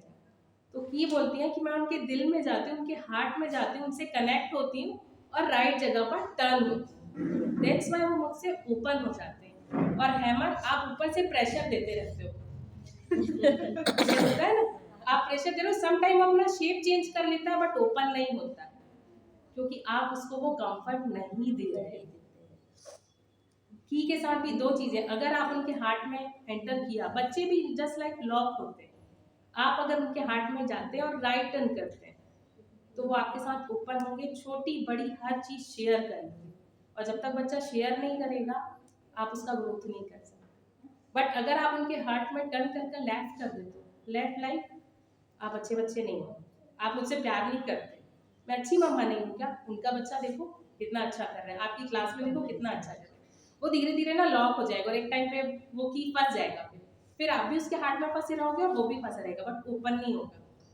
तो हमारे बच्चे लॉक जैसे होते हैं, हमको उनके हार्ट में एंटर करके राइट जगह पर टर्न होना है, तभी हमारे बच्चे हमसे कनेक्ट कर पाएंगे। तो डोंट वरी, बहुत ज़्यादा वरी मत करिए, जस्ट टेक टाइम और अपने बच्चों को टाइम दीजिए, ज़्यादा से ज़्यादा अपने बच्चों को टाइम दीजिए। They need only and only your time. आप उनको खेल खेल में पढ़ा दीजिए, उनको नहीं पता चलेगा और स्टडी हो जाएगी, समटाइम्स आपको भी नहीं पता चलेगा। वो आपसे सिर्फ और सिर्फ कनेक्ट होना चाहते हैं, कोरिलेट होना चाहते हैं। देखा होगा आप इतने टॉयज लाते हैं अपने बच्चों के लिए बट दे प्ले, किचन में जाएंगे बर्तन से खेलेंगे, बेलन से खेलेंगे, या घर पर ऐसा कुछ रखा रहेगा। पापा अगर हैं तो मोस्टली बॉयज का ही होता है, वो टूल किट से खेलने लगते हैं। अगर पापा या घर पे कुछ काम कर रहे हैं, क्यों करते हैं वो ऐसा? Just want to around us, वो सिर्फ हमारे आसपास रहना चाहते हैं और हमारे साथ रहना चाहते हैं। इसीलिए जब हम जो कर रहे होते हैं वो वहाँ होते हैं। जैसे मैं किचन में हूँ तो वो किचन में होंगे, मैं बाहर हूँ तो वो बाहर होंगे। पापा अगर कुछ वर्क कर रहे हैं कुछ भी, तो वो उनके साथ में, जैसे कहा ना टूल के मतलब जब पापा कुछ भी करते हैं तो वो साथ में हर चीज़ करते हैं। तो ये एक चीज़ रहती है। आपने ये सही कहा कि बच्चे वाकई में सिर्फ पेरेंट्स का साथ चाहते हैं, जितना ज़्यादा समय हो सके, और हम रखते भी हैं उनको इन्वॉल्व अपने ही साथ। ना टीवी देखो ज़्यादा, ना बाहर खेलो, जितना खेलना है ठीक है, अदरवाइज़ मैं अपने साथ ही इन्वॉल्व रखती हूँ। उसके पापा भी उसको अपने साथ ही इन्वॉल्व रखते हैं कि जो वो कर रहे हैं उनके साथ में करवाते हैं, ताकि वो सीख भी जाए खेल खेल में और उसका इंटरेस्ट भी बना रहे कि ये क्या कर रहे हैं, क्यों कर रहे हैं। पूछता जाता है सारी चीज़ें, उसको बताते भी जाते हैं, अपने काम भी करते जाते हैं। बच्चा खेल खेल में ही सारी चीज़ें सीख जाता है हमारा। बस वही है, जब वो देखते हैं ना कि mummy almost the time kitchen में और बर्तनों के साथ है, तो वो उसको ज़्यादा इंटरेस्टिंग लगता है, क्योंकि उनकी मदर उससे कनेक्ट है।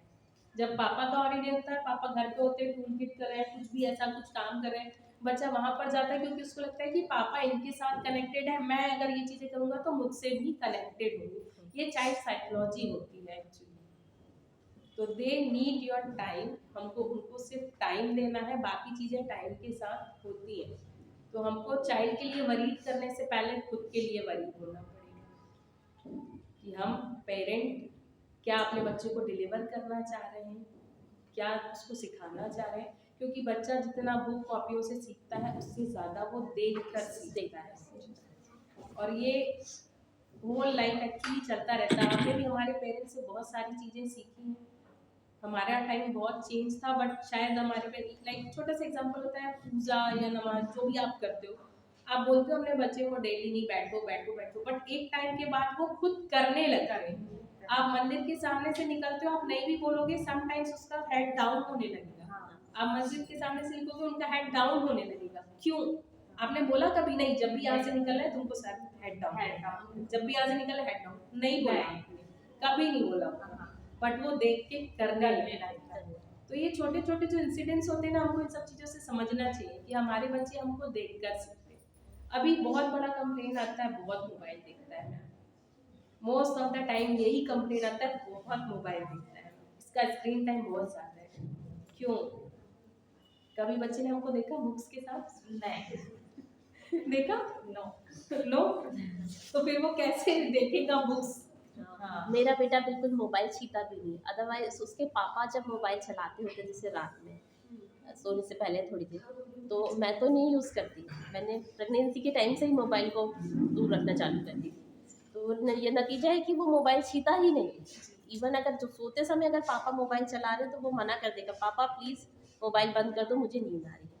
फिर जैसे अगर उनको काम करना है तो उसको बताएंगे बेटा मैं थोड़ा सा काम कर रहा हूँ अपना, वो बिल्कुल मोबाइल से दूर है। उसका रीज़न ही ये है कि मैं बहुत लिमिटेड टाइम मोबाइल यूज़ करती हूँ, जब वो सोया है या बाहर गया है या मुझे कोई इंपॉर्टेंट कॉल अटेंड करना, मतलब वो नीड हो चुका है, हमारी डेली लाइफ का हिस्सा बन चुका है। तो आई नो, बट आप अवॉइड करिए, आप उसके सामने स्क्रीन मत देखिए। उसको लगता है हम काम कर रहे हैं, आई नो, हमको पता है हम काम कर रहे हैं, बट उस बच्चे को नहीं पता है, उसको लग रहा है मम्मा तो स्क्रीन ही देखते हैं। दैट्स व्हाई वो भी इतना वरी करता है, और हम इतने इन्वॉल्व हो जाते हैं फोन देखते टाइम कि समटाइम्स उसको लगता है कि ये इतना इंटरेस्टिंग क्यों है। दैट्स व्हाई फिर वो भी चाहता है कि ये मोबाइल मेरे हाथ में। तो it's a request, I know बहुत ज़रूरी है मोबाइल सबके लिए, अब पर्सनल टाइम, मी टाइम जो है वो मोबाइल टाइम हो चुका है। सो अवॉइड करिए बच्चे के सामने।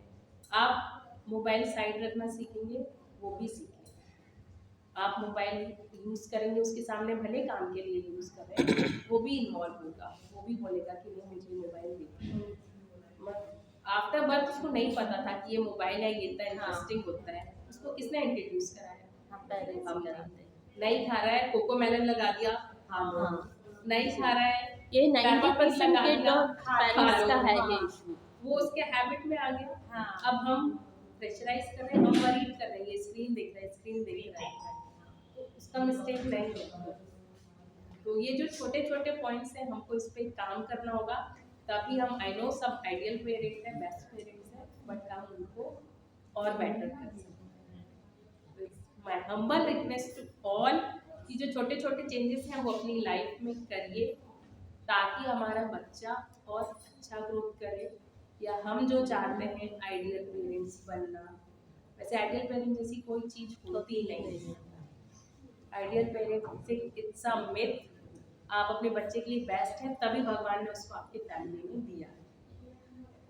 तो इट्स अ रिक्वेस्ट कि आप लोग अपना जो भी छोटा छोटा हैबिट है वो चेंज करेंगे तो आप बच्चे में डेफिनेटली ग्रोथ देखेंगे। और डोंट वरी, पैनिक मत होइए, वो एज के साथ बहुत सारी चीज़ें सीखते हैं और करते हैं। So thank you all.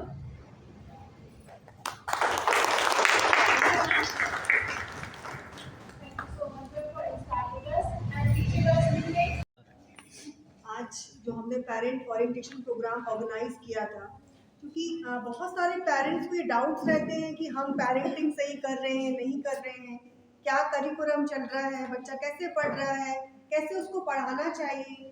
तो इन 5 सालों के एक्सपीरियंस में मैंने ये देखा है कि पेरेंट्स को पता नहीं होता है कि बच्चा क्या पढ़ रहा है, कैसे पढ़ रहा है और हमें कैसे पढ़ाना है, राइट? क्योंकि अब जो करिकुलम है वो बहुत चेंज हो चुका है। पहले जो करिकुलम था वो इतना टफ नहीं था, टफ बोले तो इतने जो सिलेबस है, चीज़ें हैं, बुक्स हैं, वैसी नहीं थी। बट अब जो करिकुलम है इसमें सो मेनी चेंजेस हैं, सो मेनी सब्जेक्ट हैं, समझ में नहीं आता है पेरेंट्स को कि हमें कैसे पढ़ाना है, बच्चे को कैसे डील करना है, और पेरेंट एक प्रेशर फील करता है, राइट। सो इस जो प्रोग्राम का ऑब्जेक्टिव है कि आप समझें कि ये जो करिकुलम है ये टफ नहीं है, ये बहुत ही आसान है। बस आपको समझना है कि इसका इम्प्लीमेंटेशन आपको कैसे करना है, ठीक है। हमारे जो लैब एक्टिविटीज़ है, बुक्स है, बच्चा कैसे इन बुक्स की हेल्प से कितनी जल्दी लर्न कर लेता है, इसको कोई बर्डन नहीं है, प्रेशर नहीं है। सो मैनी पेरेंट्स मुझसे आस्क करते हैं कि मैम इतना आपका जो कोर्स है वो हाई है ना, आप LKG क्लास में रीडिंग पढ़ा रहे हैं, नर्सरी क्लास में आप रीडिंग पढ़ा रहे हैं। तो जैसा कि रेणु मैम ने बताया कि इन द लैंग्वेज हम केवल उनको रीडिंग करा रहे हैं, और इसलिए हम नर्सरी क्लास से उनको साउंड से स्टार्ट करते हैं, यस है ना। जब मैंने यहाँ से स्टार्ट किया था फोनिक साउंड से, तो बहुत क्वेरी आया था कि बच्चा कैसे सीखेगा, बच्चा ए बोल रहा है, ए कैसे सीखेगा, है ना। बट नाउ अभी जब मैं देख रही हूँ, जब बच्चे 3rd क्लास में पहुँच गए हैं, बच्चों का रीडिंग आउटकम बहुत ही लाजवाब है। बच्चे बड़े बड़े वर्ड्स बहुत ही आसानी से रीड कर रहे हैं, ठीक है।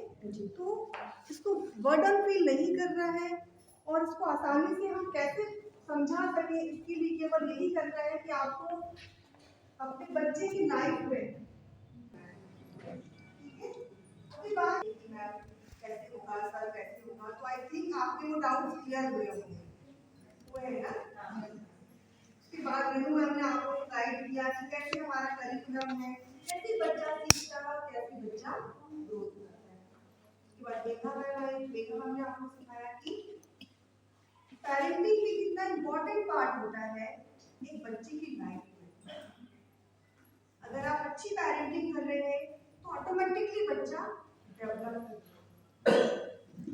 और आई फील वेरी प्राउड जब मैंने आप लोगों के यहाँ पे फीडबैक सुने, आप लोगों के सामने, तो मुझे बहुत ही प्राउड फील हुआ कि हम जो आज कर रहे हैं वो हमारे बच्चों तक, कहीं ना कहीं हमारे पेरेंट्स तक पहुँच पा रही है, हमारे पेरेंट्स इसमें हैप्पी है। तो मैं आप चाहती हूँ करिकुलम की अगली बात हो गई हमारे पेरेंट की, बट क्या किसी पेरेंट ने बच्चे का रूटीन सेट किया?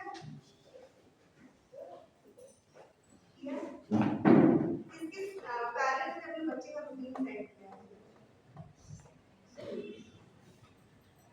सो रूटीन मतलब क्या, कैसे आप खाते हैं हम अपने बच्चे को?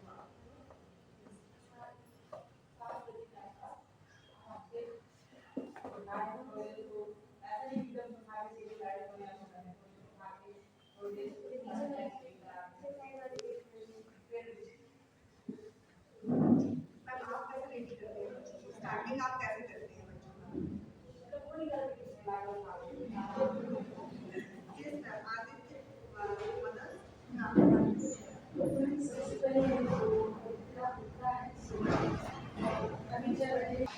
फिर वो सुसु भी जाएगा तो खुद लाइट जलाएगा, दरवाजा बंद करेगा, पानी डालेगा, ये सब मैंने काम उसको सिखाई हूँ। और अपने ड्रेस पहनाना भी मैंने उसको सिखा दी हूँ, ड्रेस भी अपने से पहनता है। बाकी अभी वो कपड़े उपड़े मोड़ना उसको नहीं आता है, बाकी खाना पीना भी वो अपने से ही खाता है। बाकी वो लिखना बस नहीं चाहता है, बाकी पढ़ने में बहुत तेज है, परसेंट बहुत अच्छा आता है, मुझे कोई प्रॉब्लम नहीं। पहले जब हमको बच्चे को उठाना उसके हाफ एन आवर पहले तो एटलीस्ट हम उठ जाए, हम अपने वर्क कर लें, उसके बाद हम बच्चे को इंट्रोड्यूस करें, वेरी पॉजिटिव स्माइल, है ना, ये अब आपको उठना है ना, चलिए हम मस्ती करते हैं, हम खेलते हैं, देखिए आपके टॉयज आपके बगल में है, व्हाटएवर। बट जो मॉर्निंग का टाइम है उसमें आपको बच्चे को वेरी पॉजिटिव एटीट्यूड आपको उनको वेकअप कराना है। कराते हैं सभी? कराते हैं या बस स्कूल चल रहा है, लेट हो रहे हो, क्योंकि टिफिन भी बन गया है और आप लोग अभी तक उठे नहीं हो, ऐसा होता है? नहीं, अधिकतर होता है। अभी आप लोग बता नहीं रहे हो मुझे, लेकिन आप अपना करते हो। ठीक है, वेरी। तो कैसे सीखना है? कभी आपने सोचा कैसे स्टार्ट होता है बच्चे का लर्निंग और कब स्टार्ट? ऑब्जर्व करते हैं।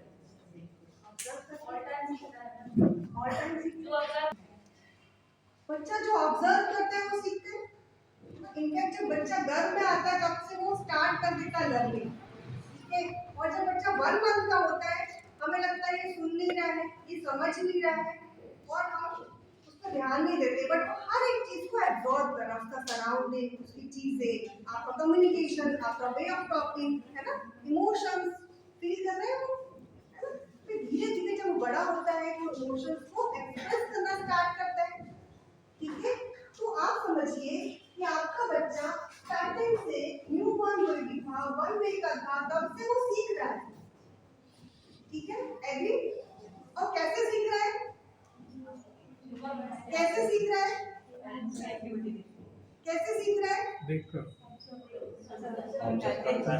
कैसे सीख रहा है? सुनकर, देखकर। जो पेरेंट्स बच्चे का लर्निंग कैसे होता है? देखते हैं वो सब सीखते हैं। तो बच्चा कैसे सीख रहा है? एक बात समझ में आई आपको कि बच्चा जो भी वहाँ ऑब्जर्व कर रहा है, सराउंडिंग में जो सी चीजें हैं, आपके जो इमोशन है, आपका जो कम्युनिकेशन है, वो सब कुछ बच्चा।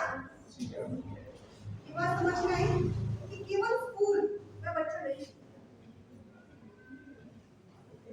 ठीक है, तो आपका जो स्टार्टिंग वे है, आपका जो घर है, स्कूल है, सराउंडिंग है, एनवायरनमेंट है, वो सारी चीजें बच्चे को क्या करना है? ठीक है, तो आपको हर एक चीज पे क्या करना पड़ेगा? फोकस करना पड़ेगा, देखना पड़ेगा कि उसका सराउंडिंग, उसका एनवायरनमेंट, उसका बिहेवियर कैसे बदल रहा है, क्या चीजें हैं जिससे वो। ठीक है, अब हम कहाँ थे? वेकअप। अब बच्चे का वेकअप हो गया, बच्चे की डेली रूटीन है, ब्रश करना है, अब उसको इंडिपेंडेंटली करने दीजिए, इंडिपेंडेंटली। ठीक है, चाहे वो जो भी करना चाहे आप उसकी हेल्प करिए, पर जब बच्चा इंडिपेंडेंटली करेगा उसमें कॉन्फिडेंस है, तो फील होता है। कैसा फील होता है?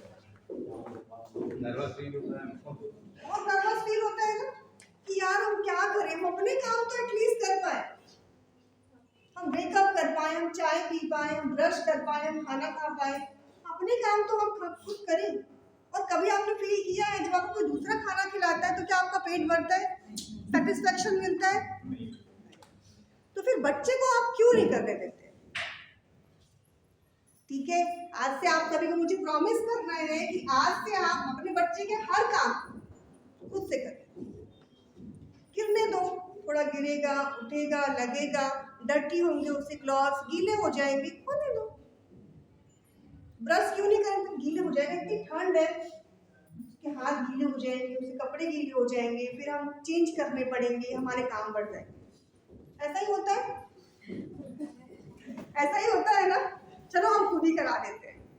तो ऐसा हमको इंडिपेंडेंटली बच्चे को रेडी करने के लिए हमें बोलना है, और बहुत ज़्यादा इंस्ट्रक्शंस नहीं देने।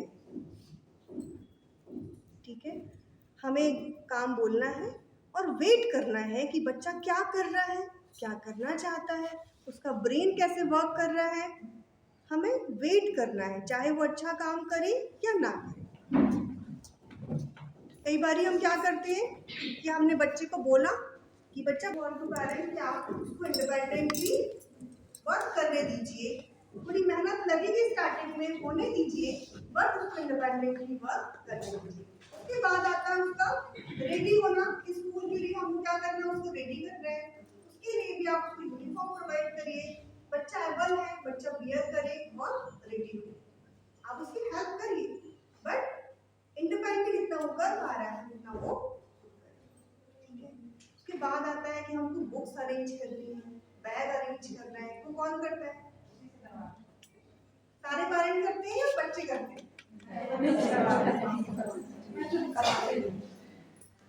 ठीक है, अभी करना क्या है, जो भी बुक्स आपके प्लानर में है बच्चे को बताना है स्टार्टिंग में कि आपका ईवीएस का बुक है, ये मैथ्स का बुक है, ये हिंदी की बुक है, आपको ये अरेंज करनी है इंक्वायरी रहता है कि मैम उसको पता नहीं, कैसे अरेंज करेगा? उसको सब पता है। आपको लगता है उसको कुछ नहीं पता है, पर उसको सब पता है। आप उसको करने तो दीजिए।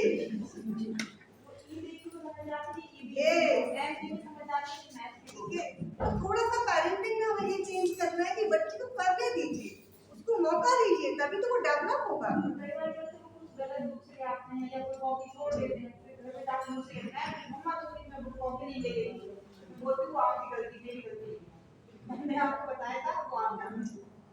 तो फिर वो नेक्स्ट टाइम क्या करते हैं, याद रखते हैं कि आज मुझे मतलब ध्यान से लेना है। तो आपने बैग पैक कर दिया, उसके बाद आपने ब्रेकफास्ट कराया, कराते हैं सभी पेरेंट्स ब्रेकफास्ट कराते हैं, ठीक है। उसके बाद उसका लंच रखा, है ना, और लंच रखने के बाद बच्चा स्कूल आ गया, ठीक है।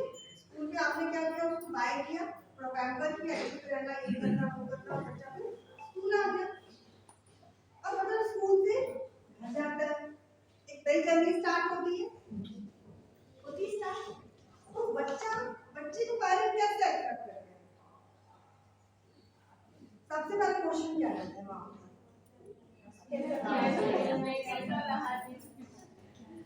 लॉट्स ऑफ टाइम, क्योंकि इन पास वालों में मैंने देखा है कि मम्मी जो है ना गेट में पूछने लग जाती है लंच फिनिश हुआ है।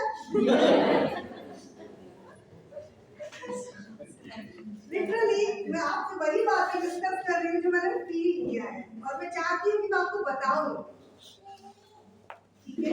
आपने इतना समय दिया है, मैं चाहती हूँ समय को हम यूटिलाइज करें बहुत अच्छे से, आप सीखें कि हम कहाँ गलत है। कई बार क्या होता है ना, हमको पता ही नहीं होता है कि हम क्या चीजें मिस्टेक कर रहे हैं।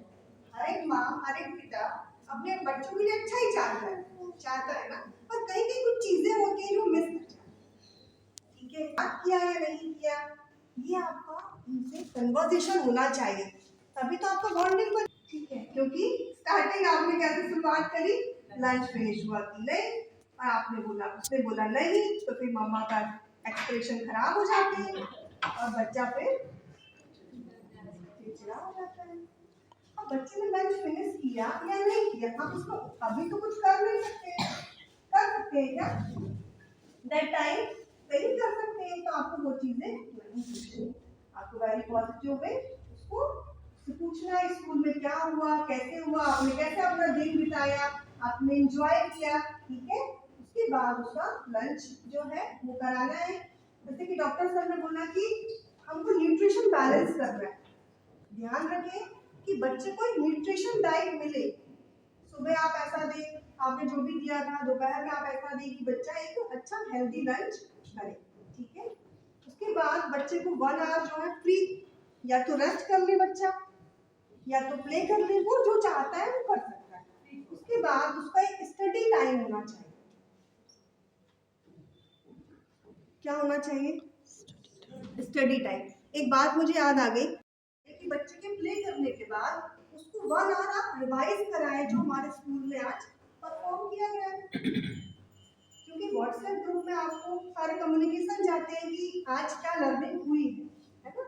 नॉट नेसेसरी कि आप उसको बैठ के होमवर्क कराएं, रिटर्न पार्ट कराएं, नथिंग लाइक दैट।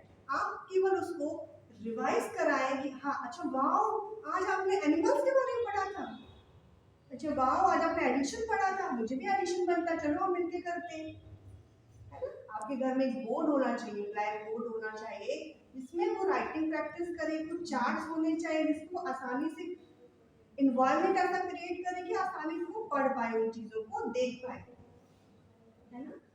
तो उसको इस तरीके से पढ़ाना, ऐसा नहीं चलो आपको होमवर्क कराना है बैठ जाओ, आपने 10 बार बोला होमवर्क कराने के लिए, फिर 11वीं बार में आप उसको लेके बैठे, क्यों? क्योंकि आप खुद फ्रस्ट्रेट थे कि इसको होमवर्क करना होता है ऐसे। फिर जब बच्चा होमवर्क लेके बैठा तो आपका इंटरेस्ट नहीं कि बच्चा क्या कर रहा है, कैसे कर रहा है, क्या पढ़ा है उसने, तो आपका जब तक इंटरेस्ट नहीं आएगा बच्चा उस इंटरेस्ट से नहीं कर पाएगा क्या? अगर टीचर इंटरेस्ट ना दिखाए, हो सकता है आपको नहीं बनता, बहुत सारी उम्मीद होती है, हमें समझ नहीं आता कि क्या कराना है, कैसे कराना है, कोई बात नहीं। ट्यूशन तो बिल्कुल भी अवॉइड करना। आप सोचिए बच्चा सुबह उठ रहा है, स्कूल आ रहा है, फिर घर पे स्टडी कर रहा है, कोचिंग भी, आप कितना बर्डन कर रहे हो। फिर जरूरत नहीं है उस छोटे से बच्चे को, केवल जरूरत है आपको रिवाइज कराने की। That's it. हम खुद इतना उनका कॉन्टेक्ट करते जा रहे हैं कि बच्चों का फ्री टाइम, बच्चे का प्ले टाइम, बच्चे का लर्निंग टाइम हो ही नहीं पा रहा है। आप बिल्कुल भी ट्यूशन कोचिंग बिल्कुल भी अवॉइड करें। पेरेंट्स आधे घंटे का समय निकालें और उस बच्चे को लर्न कराएं। लर्न क्या कराना है? केवल रिवीजन कराना है आपको, जो भी हुआ था। आपको नहीं बनना पड़ा कि वाओ कितना प्यारा चित्र है, कितनी सारी अच्छी अच्छी चीजें, बस इतना ही काफी है उस बच्चे के इंटरेस्ट के। यस, करेंगे आप सभी? Yes yes. उसके बाद होता है, कौन सा टाइम होता है? क्या करते हैं उसके बाद आपके बच्चे? फ्री प्ले करते हैं। हाँ। तो उसके लिए आपको क्या करना है? घर से बाहर आपको 1 घंटे के लिए बच्चों को लेके जाना है। वो कोई भी जगह हो सकती है, आप मार्केट जा सकते हैं, आप मंदिर जा सकते हैं, आप उसको ग्राउंड लेके जा सकते हैं, जहाँ पे बच्चा आपसे इंटरेक्ट हो और फील फ्री आपसे कांटेक्ट कर पाए। यस, आपसे एक बॉन्डिंग स्ट्रांग हो पाए। ठीक है, क्योंकि आप भी अगर दिन भर घर में रहते हैं तो आपको भी कैसा लगने लगता है? बोरिंग फील होता है, फ्री फील नहीं होता है। आज बहुत सारी फैमिलीज न्यूक्लियर है, जहाँ पे एक बच्चे हैं तो बच्चा खेल नहीं पाता है, और वो खेलना उसके लिए बहुत इम्पोर्टेंट है, क्योंकि उसका इमोशनल जो डेवलपमेंट है, उसका जो फिजिकल डेवलपमेंट है, सोशल डेवलपमेंट है, वो आप कैसे करेंगे? बहुत सारे पेरेंट्स चाहते हैं कि हमारा बच्चा घर में ही रहे, बाहर का सराउंडिंग इतना अच्छा नहीं कि उसको प्ले नहीं करा पाते। कोई बात नहीं, आप उसको आउटसाइड लेके जाए जहाँ आप समय बिताएं उसके साथ। यस, करते हैं आप सभी? करते हैं आप सभी? उसके बाद क्या होना चाहिए? 8 to 9 स्लीपिंग टाइम होना चाहिए। होता है सभी बच्चों का? होता है सभी बच्चों का? क्या होना चाहिए? 8 to 9, क्योंकि हर बच्चे को कम से कम 10 to 12 आवर्स का स्लीपिंग बहुत इंपॉर्टेंट होता है, बहुत इंपॉर्टेंट। अगर स्लीपिंग टाइम कम हो जाएगा तो भी बच्चों का जो बिहेवियर है उसमें आपको चेंजेस लगेंगे, है ना? तो आपको 10 to 12 आवर्स का स्लीपिंग कराना है, एंड अगेन आपको मॉर्निंग वेरी पॉजिटिव एटीट्यूड से स्टार्ट करना है। ठीक है, करेंगे आप सभी? करेंगे आप सभी? तो एनर्जी नहीं लग रही है आप सभी। आप अगर एनर्जाइज नहीं होंगे तो जब नन्हे मुन्ने बच्चों में कितनी एनर्जी होती है, उस एनर्जी को मैच करना पड़ेगा ना सभी को। करना पड़ेगा या नहीं करना पड़ेगा? Yes, thank you so much. Thank you so much, ma'am, to explain the importance of routine, and I will request all the parents to implement this routine in their life so that they can improve and better understanding of their life and study better for their own gain. Now I will request Megha ma'am to please come forward. मैं आपको एक design या pattern दिखाऊंगी, आपको वो paper पे draw करना है। उस पैटर्न के अपोजिट साइड जो कॉलम्स बने हुए हैं, कॉलम्स में कलर है, डिफरेंट कलर, तो आपको मेमोराइज करना है और स्टॉप कर लेना है वहाँ पर, और वो जो कॉलम्स है उस किस कॉलम में कौन सा कलर था, किसके बाद कौन सा कलर था, आपको उसी सीक्वेंस में उस कॉलम पे लिखना है।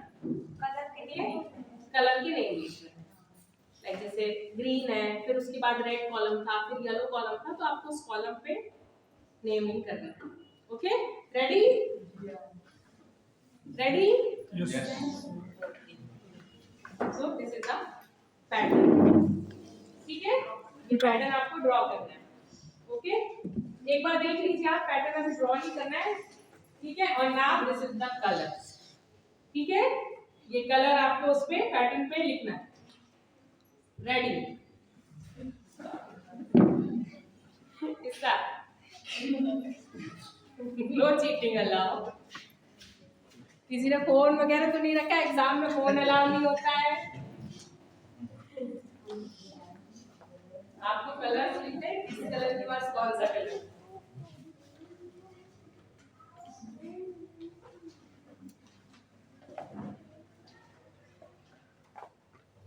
आ रहा है एग्जाम वाला फीलिंग थोड़ा थोड़ा? अभी बच्चों के एग्जाम एंड हुए, हम सो मच प्रेशर में थे। मोस्टली पेरेंट्स, मैंने सुना है कि इसके पेपर शुरू, इट मींस हमारे भी एग्जाम। Done sir. कोई माइनस मार्किंग नहीं, आप लिख सकते हैं।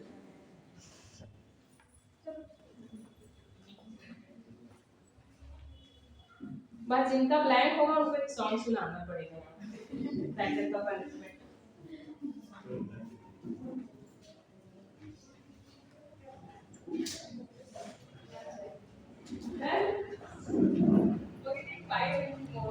ऐसा ही होना चाहिए, टाइट कम पड़ गया पेपर लेंथ था।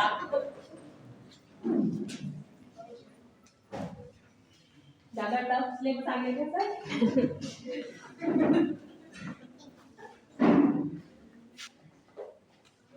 ये हमारे बच्चों को याद रहता है, इसलिए कोई कुछ नहीं सुनने वाला। हमारे स्टूडेंट्स को तो याद है वो पूरा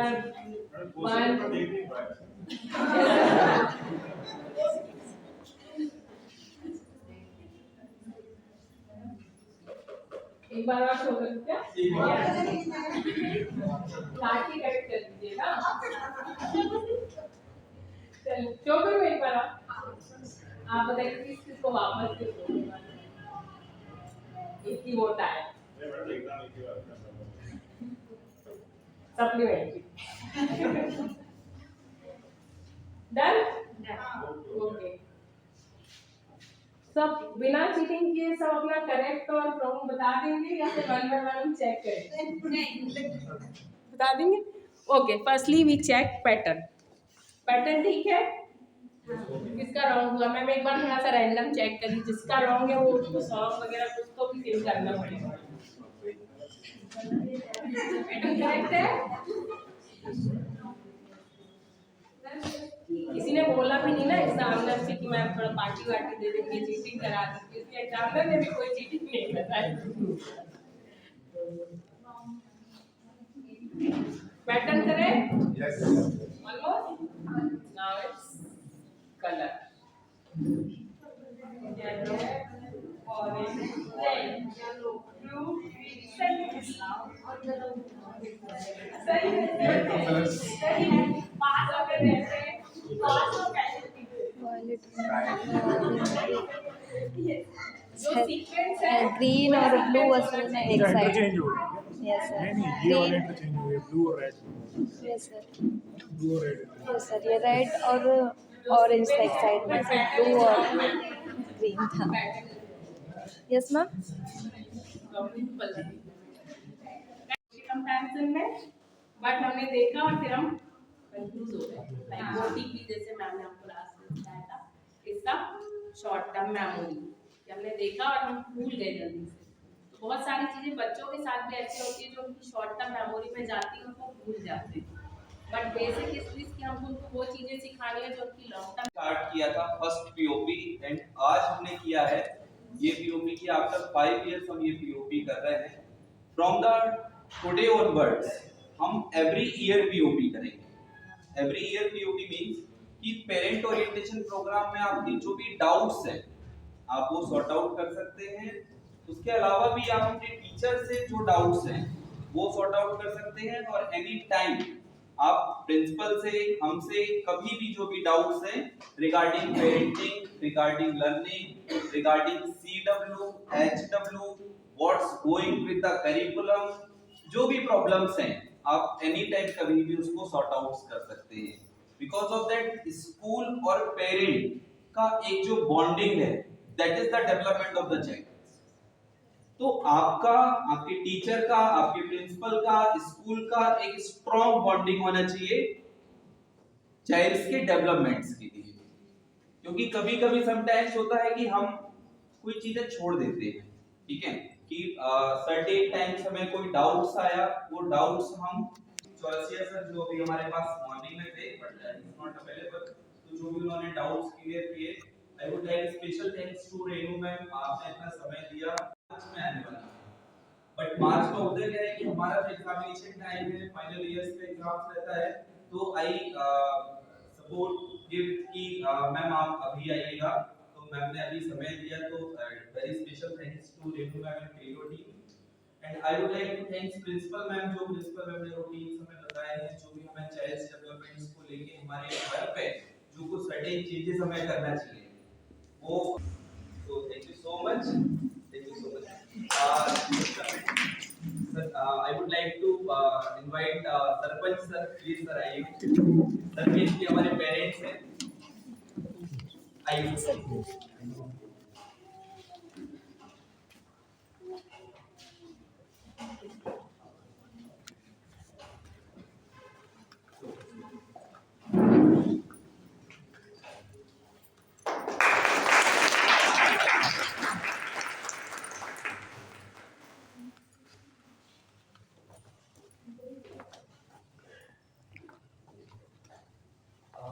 Thank you so much. Yes, sir. Now we will all request to all the parents